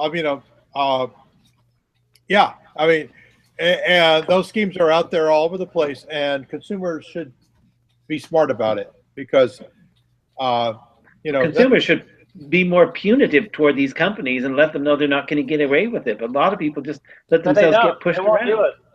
Well, I dumped inkjet altogether. For example, I won't buy an inkjet printer anymore. I have a laser printer that takes toner cartridges, because I have students in my house who need to print things. But the reality is, I don't need to print hardly anything, and I have moved away from printing as much as I can. I try to avoid it. I put things that I want to read on my Kindle, or I put them some other format where I can read them electronically. And if you're doing a real estate transaction, you're going to have to print out stuff and sign it. But that help. We do that every 15 years. Right. So. Just get a fax machine and fax it to yourself. Well, actually, my printer faxes, scans, and prints. Oh yes. Most of them, you can easily get those nowadays. And it was not an expensive printer. No. No. It's a Samsung, and it's actually pretty. We have a Samsung printer and a Samsung washing machine. Yeah, but I bet you it wasn't as cheap as mine. Was it less than $13? $13.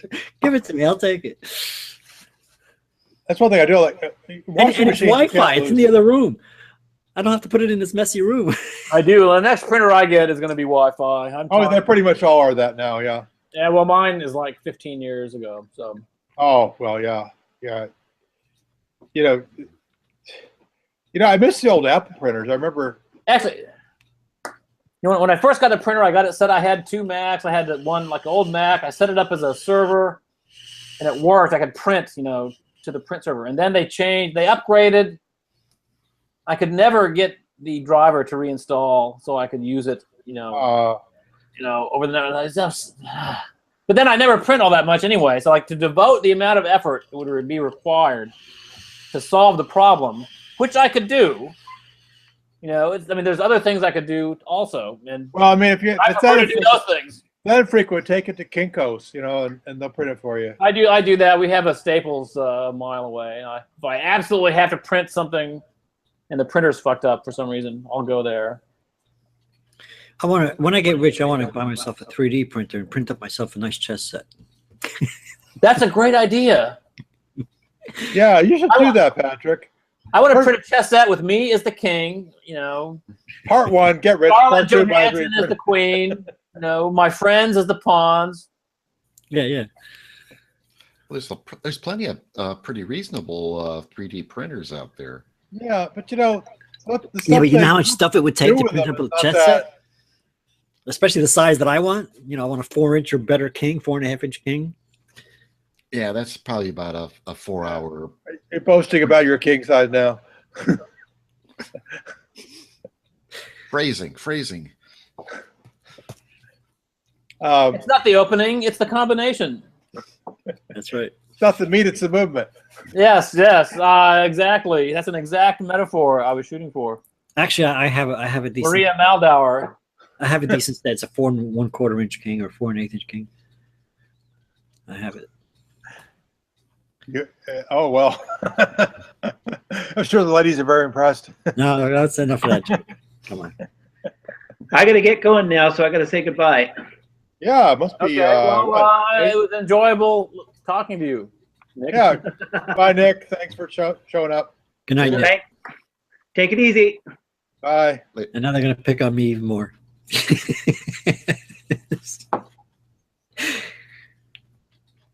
So is Nick famous in some realm, or? Well, he shows up on Centauri Dreams from time to time. And, okay.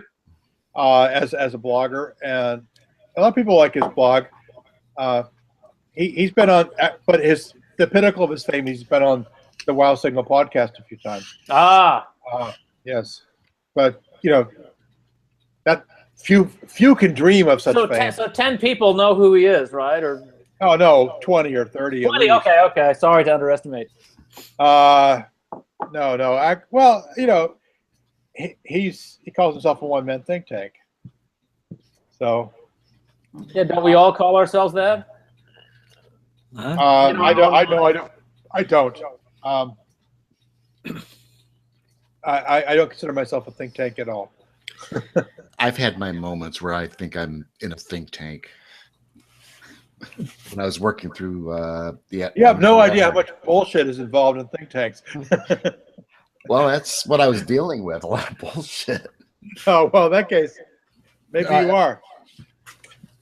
When I was looking at, that there was that History Channel, Amelia Earhart thing.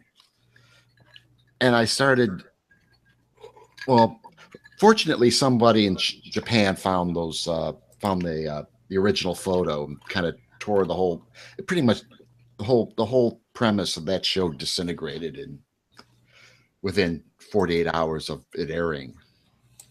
But I'm going through and I watched this. I actually watched documentary twice and taking down notes as best I can. And I'm like, wait a minute, this is you're giving this. I mean, really, the whole thing was a line of bullshit. And I'm like, why are you saying that there was no combat over the Marshall Islands? Oh, you're referring to Millie Atoll. Well, I got a battle report of the U.S. attacking Millie Atoll. So there's been aircraft over those, in combat over those islands, and it's like, so how come this little chunk of metal you say came off that Amelia Earhart's airplane? Because it would have been the only airplane on that island when, and it's like, it's like, okay. And I kept writing, I'm jotting stuff down. I'm like, why are you making this claim? Well, because you're making a bullshit. And it came down to you just making a bullshit thing for the History Channel. I want to take that. Isn't that kind of redundant, a bullshit thing for the History Channel? Yeah, that's pretty much, yeah.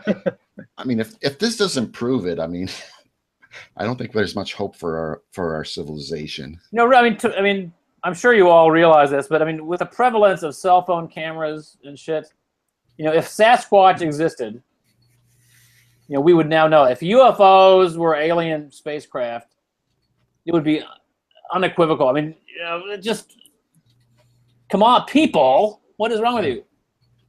Yeah. Well, we get a lot of videos, but most of them are such poor quality that you can't really discern anything. Right, but that was true in the past. In the past, we had a small number of crappy videos. Now we have a large number of crappy videos. Okay, a large number of crappy videos. Now, if what they were taking videos of was an actual events that were occurring, nowadays we would have vast quantities of crappy videos and a small number of good videos. The Earth is flat. Come on. Yeah, of course it's flat.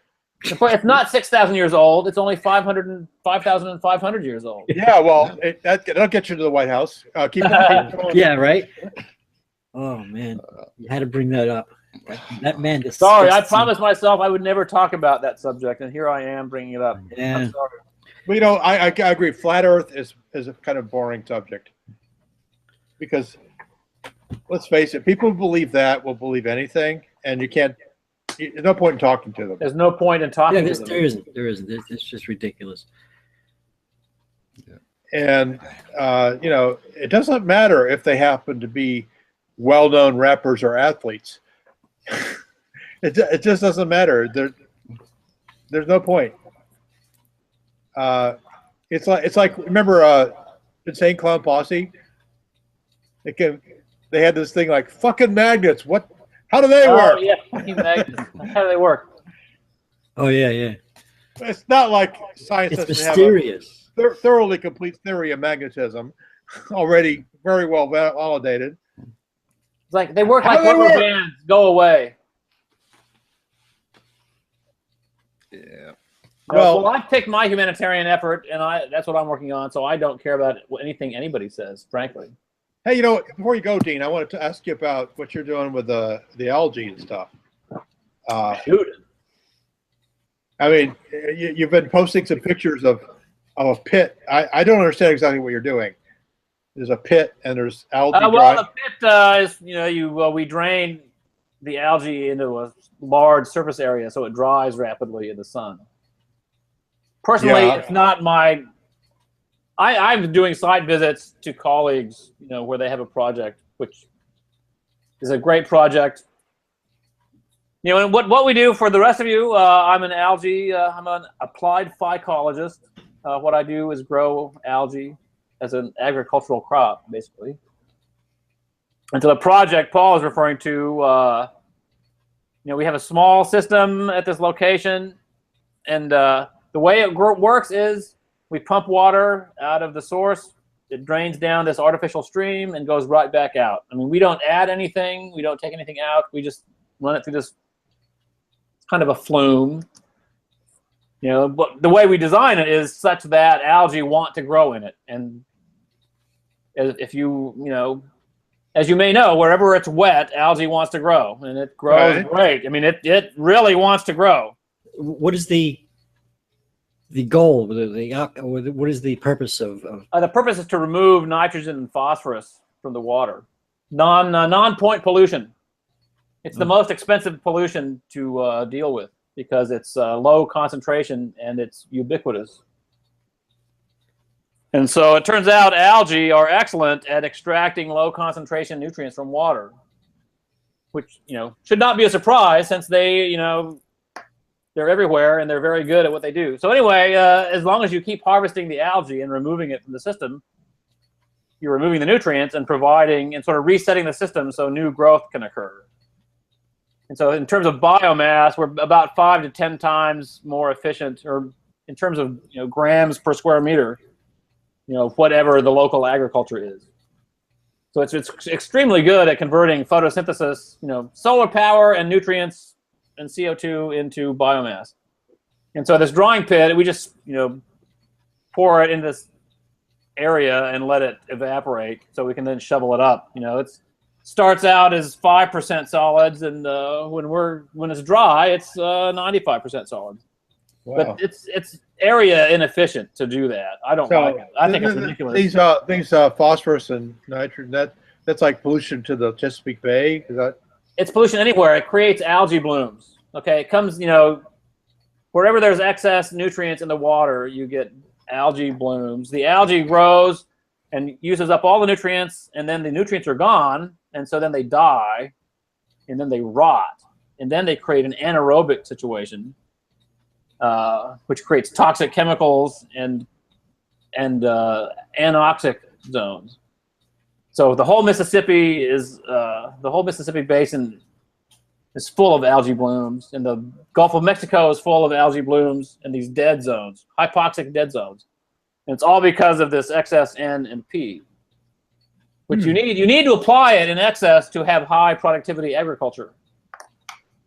So the whole, anywhere there's high productivity agriculture, you don't have soil, you have like a culture medium, where they add several times more phosphorus and nitrogen than the plants actually need just to get a marginal increase in bushels per acre, which you have to do if you're a farmer or you'll go out of business. It's a perverse economic situation where, you have to hurt other people in order to make a profit.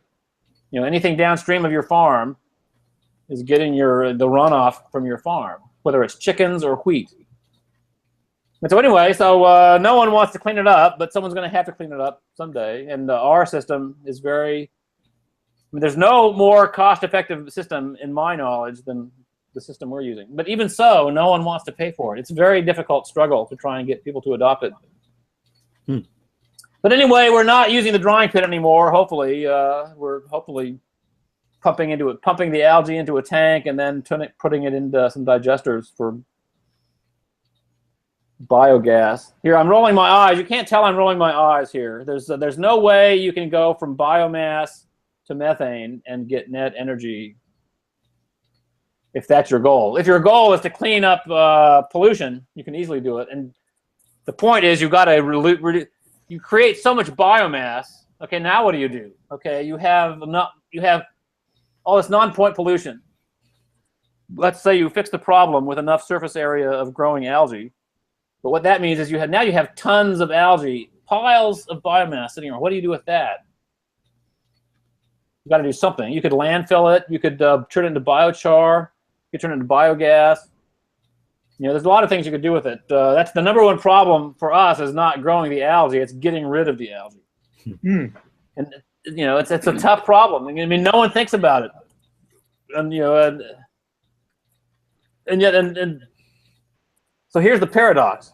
In the past, it's been so expensive to clean up non-point pollution that, okay, well, give us your proposals. Oh, well, they're too expensive. We'd love to do it, but we can't afford it.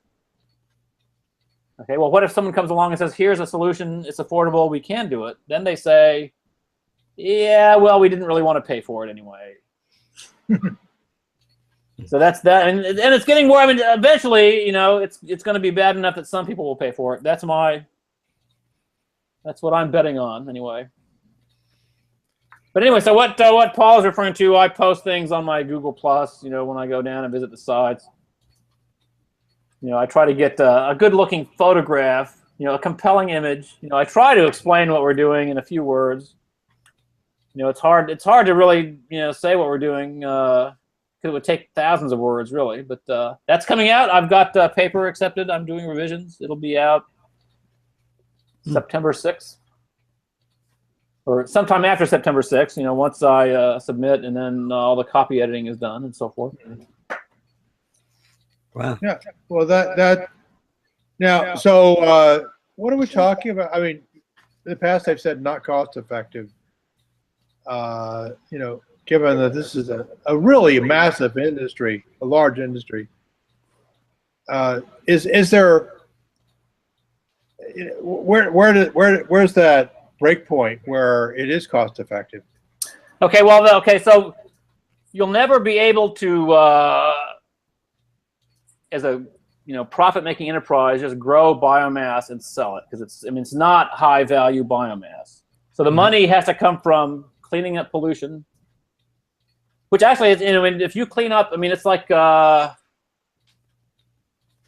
can't remember the exact numbers, but like on a per-pound basis, you could conceivably get thousands of dollars per pound of phosphorus removed, for example, from non-point pollution, if you could do it, which we can.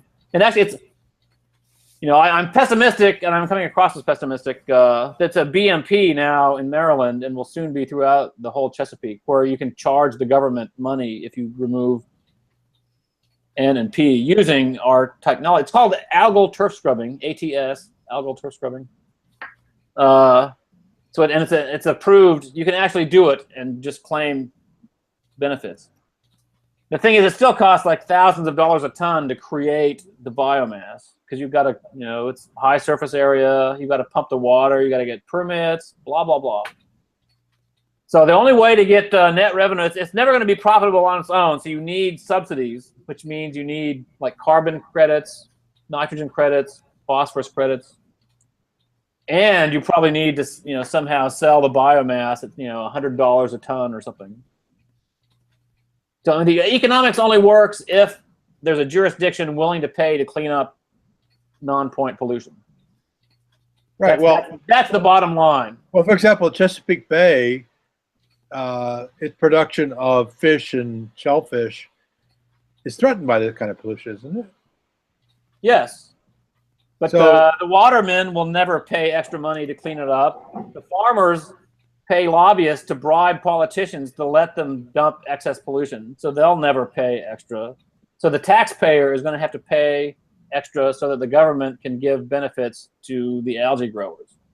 well, if rockfish is like $40 a pound, right? There's an economic incentive somewhere. I can't figure out exactly. Yeah, I agree. I agree. I totally agree. Believe me. I totally agree. We need, for the Chesapeake, we need about 3,000 acres, most likely, to clean up. Half the pollution comes from the Susquehanna. The other half comes from, the chicken farmers and the rest of the farmers, that just sort of, and it's all non-point. So you have to distribute your acreage throughout the watershed, to make sure you get it. And my colleague, it's Pat Kangas and Peter May, the guys I'm working with down there. They pretty much ramrodded this through over the last 20 years. So it takes about 20 years to get this to become an approved, governmentally, available practice. Well, it's an interesting case study, if nothing else. Yes, the thing is, for the paper that I've got, it's accepted. I'm doing revisions on it right now. It's basically the manifesto for like cleaning up the whole world, of nitrogen and phosphorus excesses from all of agriculture. How many million acres do you need? About 80 million hectares, depending on your data set. Plus or minus a few tens of millions of acres. It's very doable. It's like the amount of the U.S. The highway system in the U.S. is about, in terms of number of acres, is about 60 million acres of actual roads, something like that. So it's totally doable if you want to do it. The problem is no one wants to do it because it costs money. You've got to make a profit. No one wants to pay to clean up what they do. You know, the nanny state. You know, the nanny state. What's the nanny state? The nanny state is all the states that pollute. You know, they need to have the nanny come in and wipe their diapers. You know, but they don't want to do it, so they just sit around and let other people sit in their filth. Nobody cares. Okay, I'm being depressive here. I don't think. Yeah, I'm depressed. I need a glass of wine. So anyway, you're just seeing the result of a little project that's going on. It's in the Baltimore Harbor. Well, when you get your paper out, send us the link. We'll propagate. Oh yes, it's believe me, everyone I know will know it's published.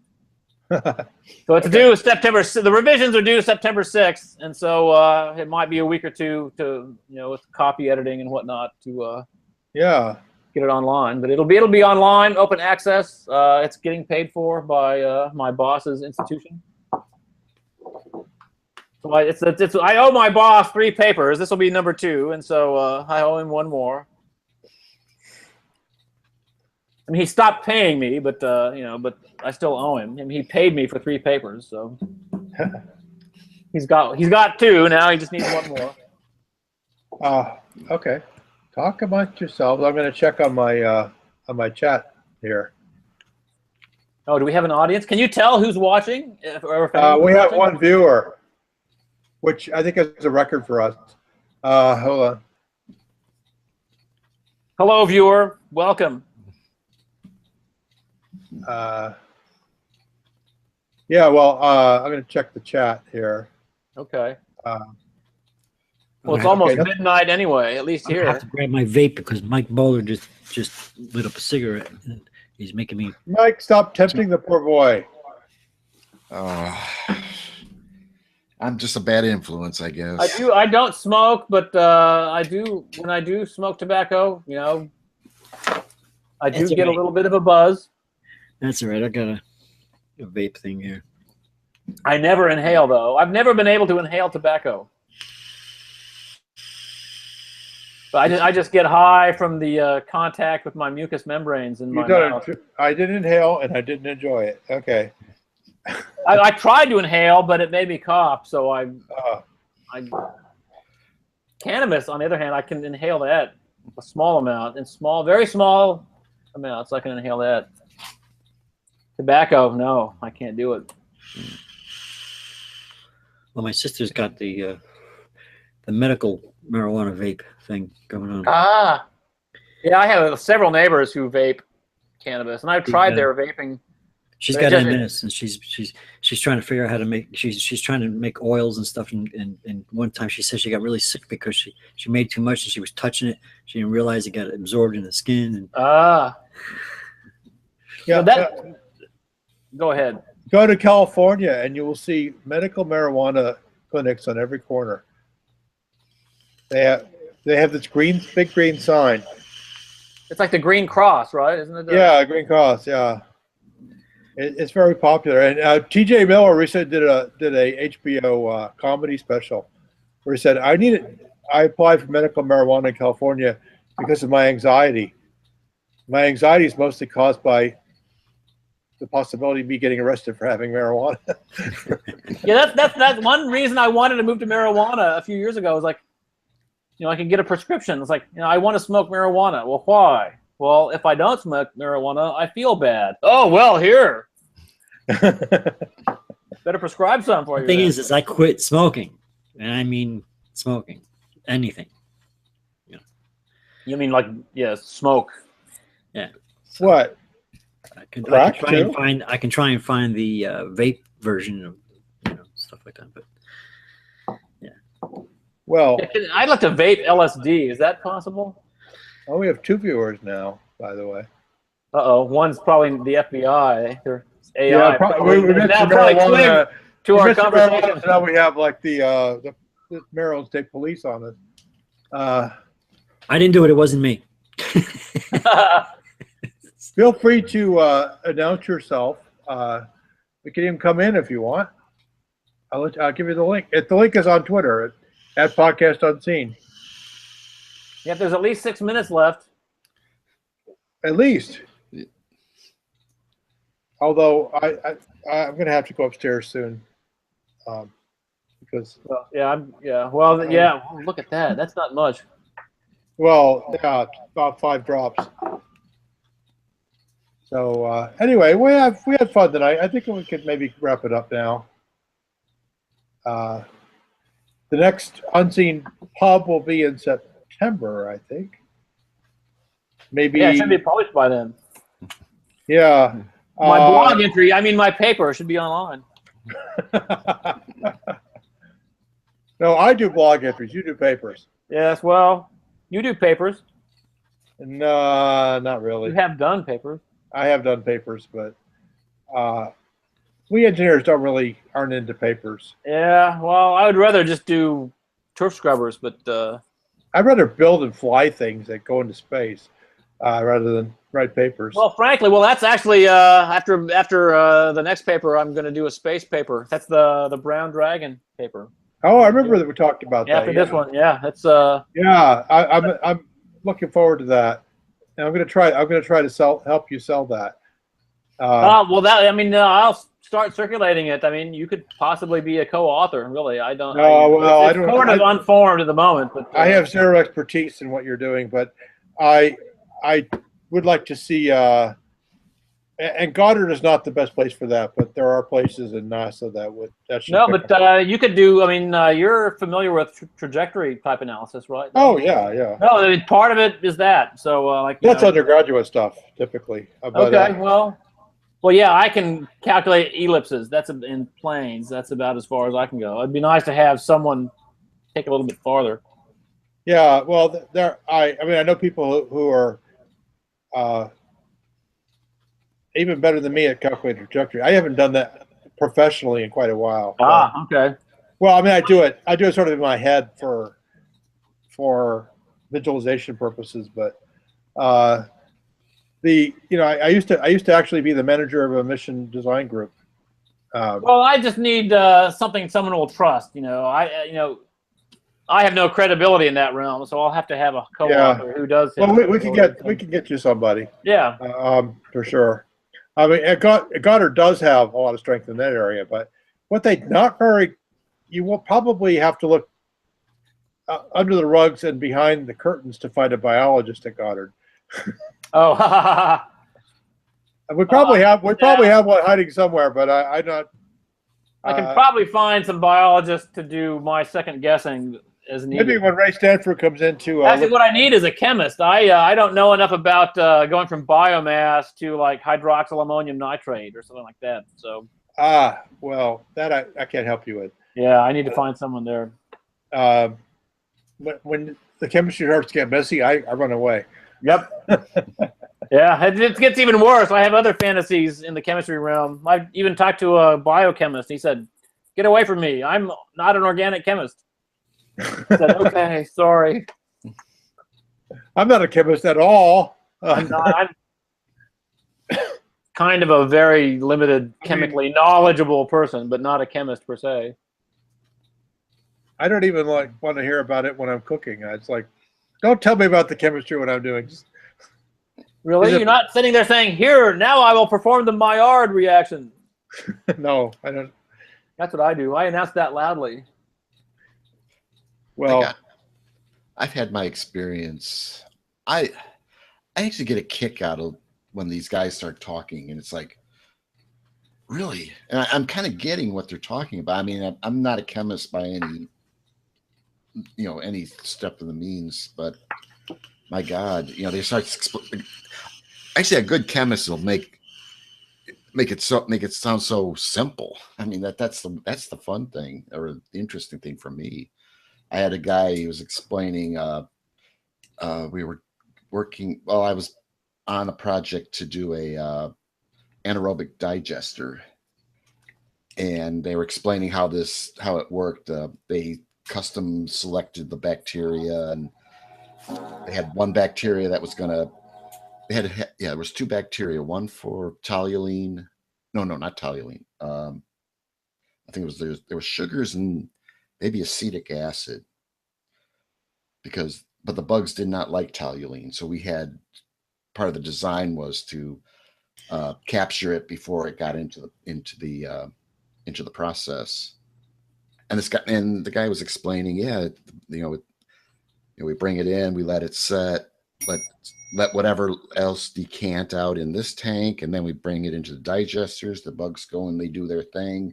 They go through a kind of a mixing. They kind of mix keep the digesters mixed, and then they draw off the clean water. The methane gets collected, and we flare that off, and then they send literally clean water back to the treatment plant, or back to this, for city treatment. And I'm listening to this, and I'm like, oh, that's cool. That's simple. That's easy. And they were explaining all the little nuances. Yeah, if this happens, you got to do. And I'm like, wow, I kind of get into that. I like hearing people talk about. That's how I feel when I look at the Khan Academy videos. Like, oh yes, I can prove Green's theorem. Okay, no, wait. I can prove it when I'm watching the guy do it. Yeah. No, it just like when, there was this other guy, and this guy was like way up there, and he was explaining how the sulfur it was in a compressor. We were compressing. They were compressing the vaporized diesel fuel, and to get it up to temperatures and pressures, and one of the plants that had the same setup was using sour water, which has sulfur in it. And the sulfur way it reacted with the turbine blades it was ending up destroying the blades. And he was explaining how that interreaction, because of the temperature, there was, I don't know if it was it's like gaseous sulfuric acid dissolving the metal or something. Well, the blades were actually the reaction was changing the metal into I don't know if it was just oxidizing the blades, or it sounded like it was like the blades were actually being coated, where like almost I want to say like being what is it like electroplated. That type of deal. And yes, unclean gas in a turbine system is it's not as bad as unclean gas in a piston system, but it's pretty bad. Because this was a what was it? It was like a 10,000 horsepower. I forget how much they pushed through that. And this is to part of a hydrotreater, low sulfur diesel hydrotreater. And I mean, when the guy was explaining this, I'm like, oh, that's cool. That's neat. I don't even understand that. That's my thing. The question is how many when you're hydrotreating your biofuel, how many dollars per gallon equivalent does that increase the price? Biofuels are still about $8 a gallon wholesale with the most optimistic assumption. Yeah. And gas, I mean biogas, that's what we're doing at the port. But if you take all the enthalpy out of those carbon-carbon bonds and just turn it into biogas, you're wasting, half your potential net energy. So it's like, yeah, it's easy to do, but geez, you're blowing your wad here. Yeah. On the other hand, how do you make anything else? Well, every step is expensive. Any step doubles your cost, right? It's like, fuck. And yet we have this huge problem, so someone has to pay for it. God, I don't know what to do. Yeah. Struggle along. Hopefully, a rich investor. So the space paper that I just talked to Paul about is it's my job application to Elon Musk. Basically, you want to be green, Elon? Let's fuel your rockets with green propellant. How about that? Can't get it. Yeah. You've got plenty of money. We can build 1,000 acres. I could do it with 1,000 acres of algae easily. I mean, I keep seeing. I try to Oh, follow. 1,000 acres is a small farm in the Midwest. Yes, 1,000 acres is about the smallest farm that's possibly productive. You know, for like a family farm, Yeah. it has to be at least 1,000 acres, and the margins are so low. I mean, that's why it has to be so big. I mean, It's more like 3,000 or 4,000 is typical, I think. probably more, but I mean, it's the minimum. You know, it's in the thousands for sure. You know, it's more than a section. Yeah. You know, and then there's we can co-digest with shit, pig shit, cow shit. You know, we just need a big, high-scale demonstration project. You know, but a farmer is not going to bet the farm on us. No. You're going to need Jeff You know, Bezos or. We need big grants to do a big-scale system for someone. Well, there is money out there. You just have to pull enough of it towards. Yep. Well, the paper. Without the paper, there's not. I can't tell anybody anything. It's got to be out there. So that's what I'm working on, step by step. Well, that first step, have a well-documented process, Yep. and then 1,000 acres should, you know, there's a lot of Iowa farm boys who own 1,000 acres, so.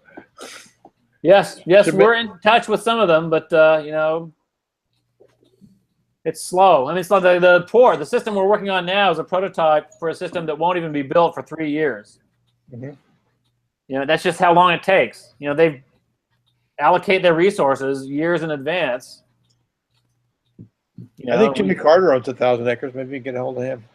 well, I mean, he just built a huge solar farm for his town, right? So, Yeah. no, there's plenty of people. What's his name? He owns a big island in Hawaii. He bought all the Dole pineapple property. Ellison, Oracle, the Oracle guy, Larry Oh, Ellison. okay. So Larry Ellison. he owns one of the islands, one of the Hawaiian islands, and he's claimed that he's going to use it as a demo for sustainable farming. So he's on the list. Oh, okay. You know, other people are on the list. But until the paper comes out, I've got nothing. So once the paper comes out, then I can start shopping it around. That's the plan. Okay. Well, good. I'm looking forward to that. Yeah. No one's paying me to do this, so hopefully I can turn it into a job. Otherwise, Yeah. I'll have to do shitty crap for assholes to make crap for other assholes. Oh, you're going to the White House. Well, you know, if I have to, you got to have a job. You can give press briefings. All right. Well, I think I'm gonna. Yeah, I Okay. was just gonna say goodbye. It's been a pleasure. Maybe I'll see you all in a month or 2 or 3 or 4. Whatnot. Okay. Cool. It's been great. Thanks for doing this, Paul. You're a good enthusiast. Okay. Bye, everybody. Bye. Lean in with you. But later.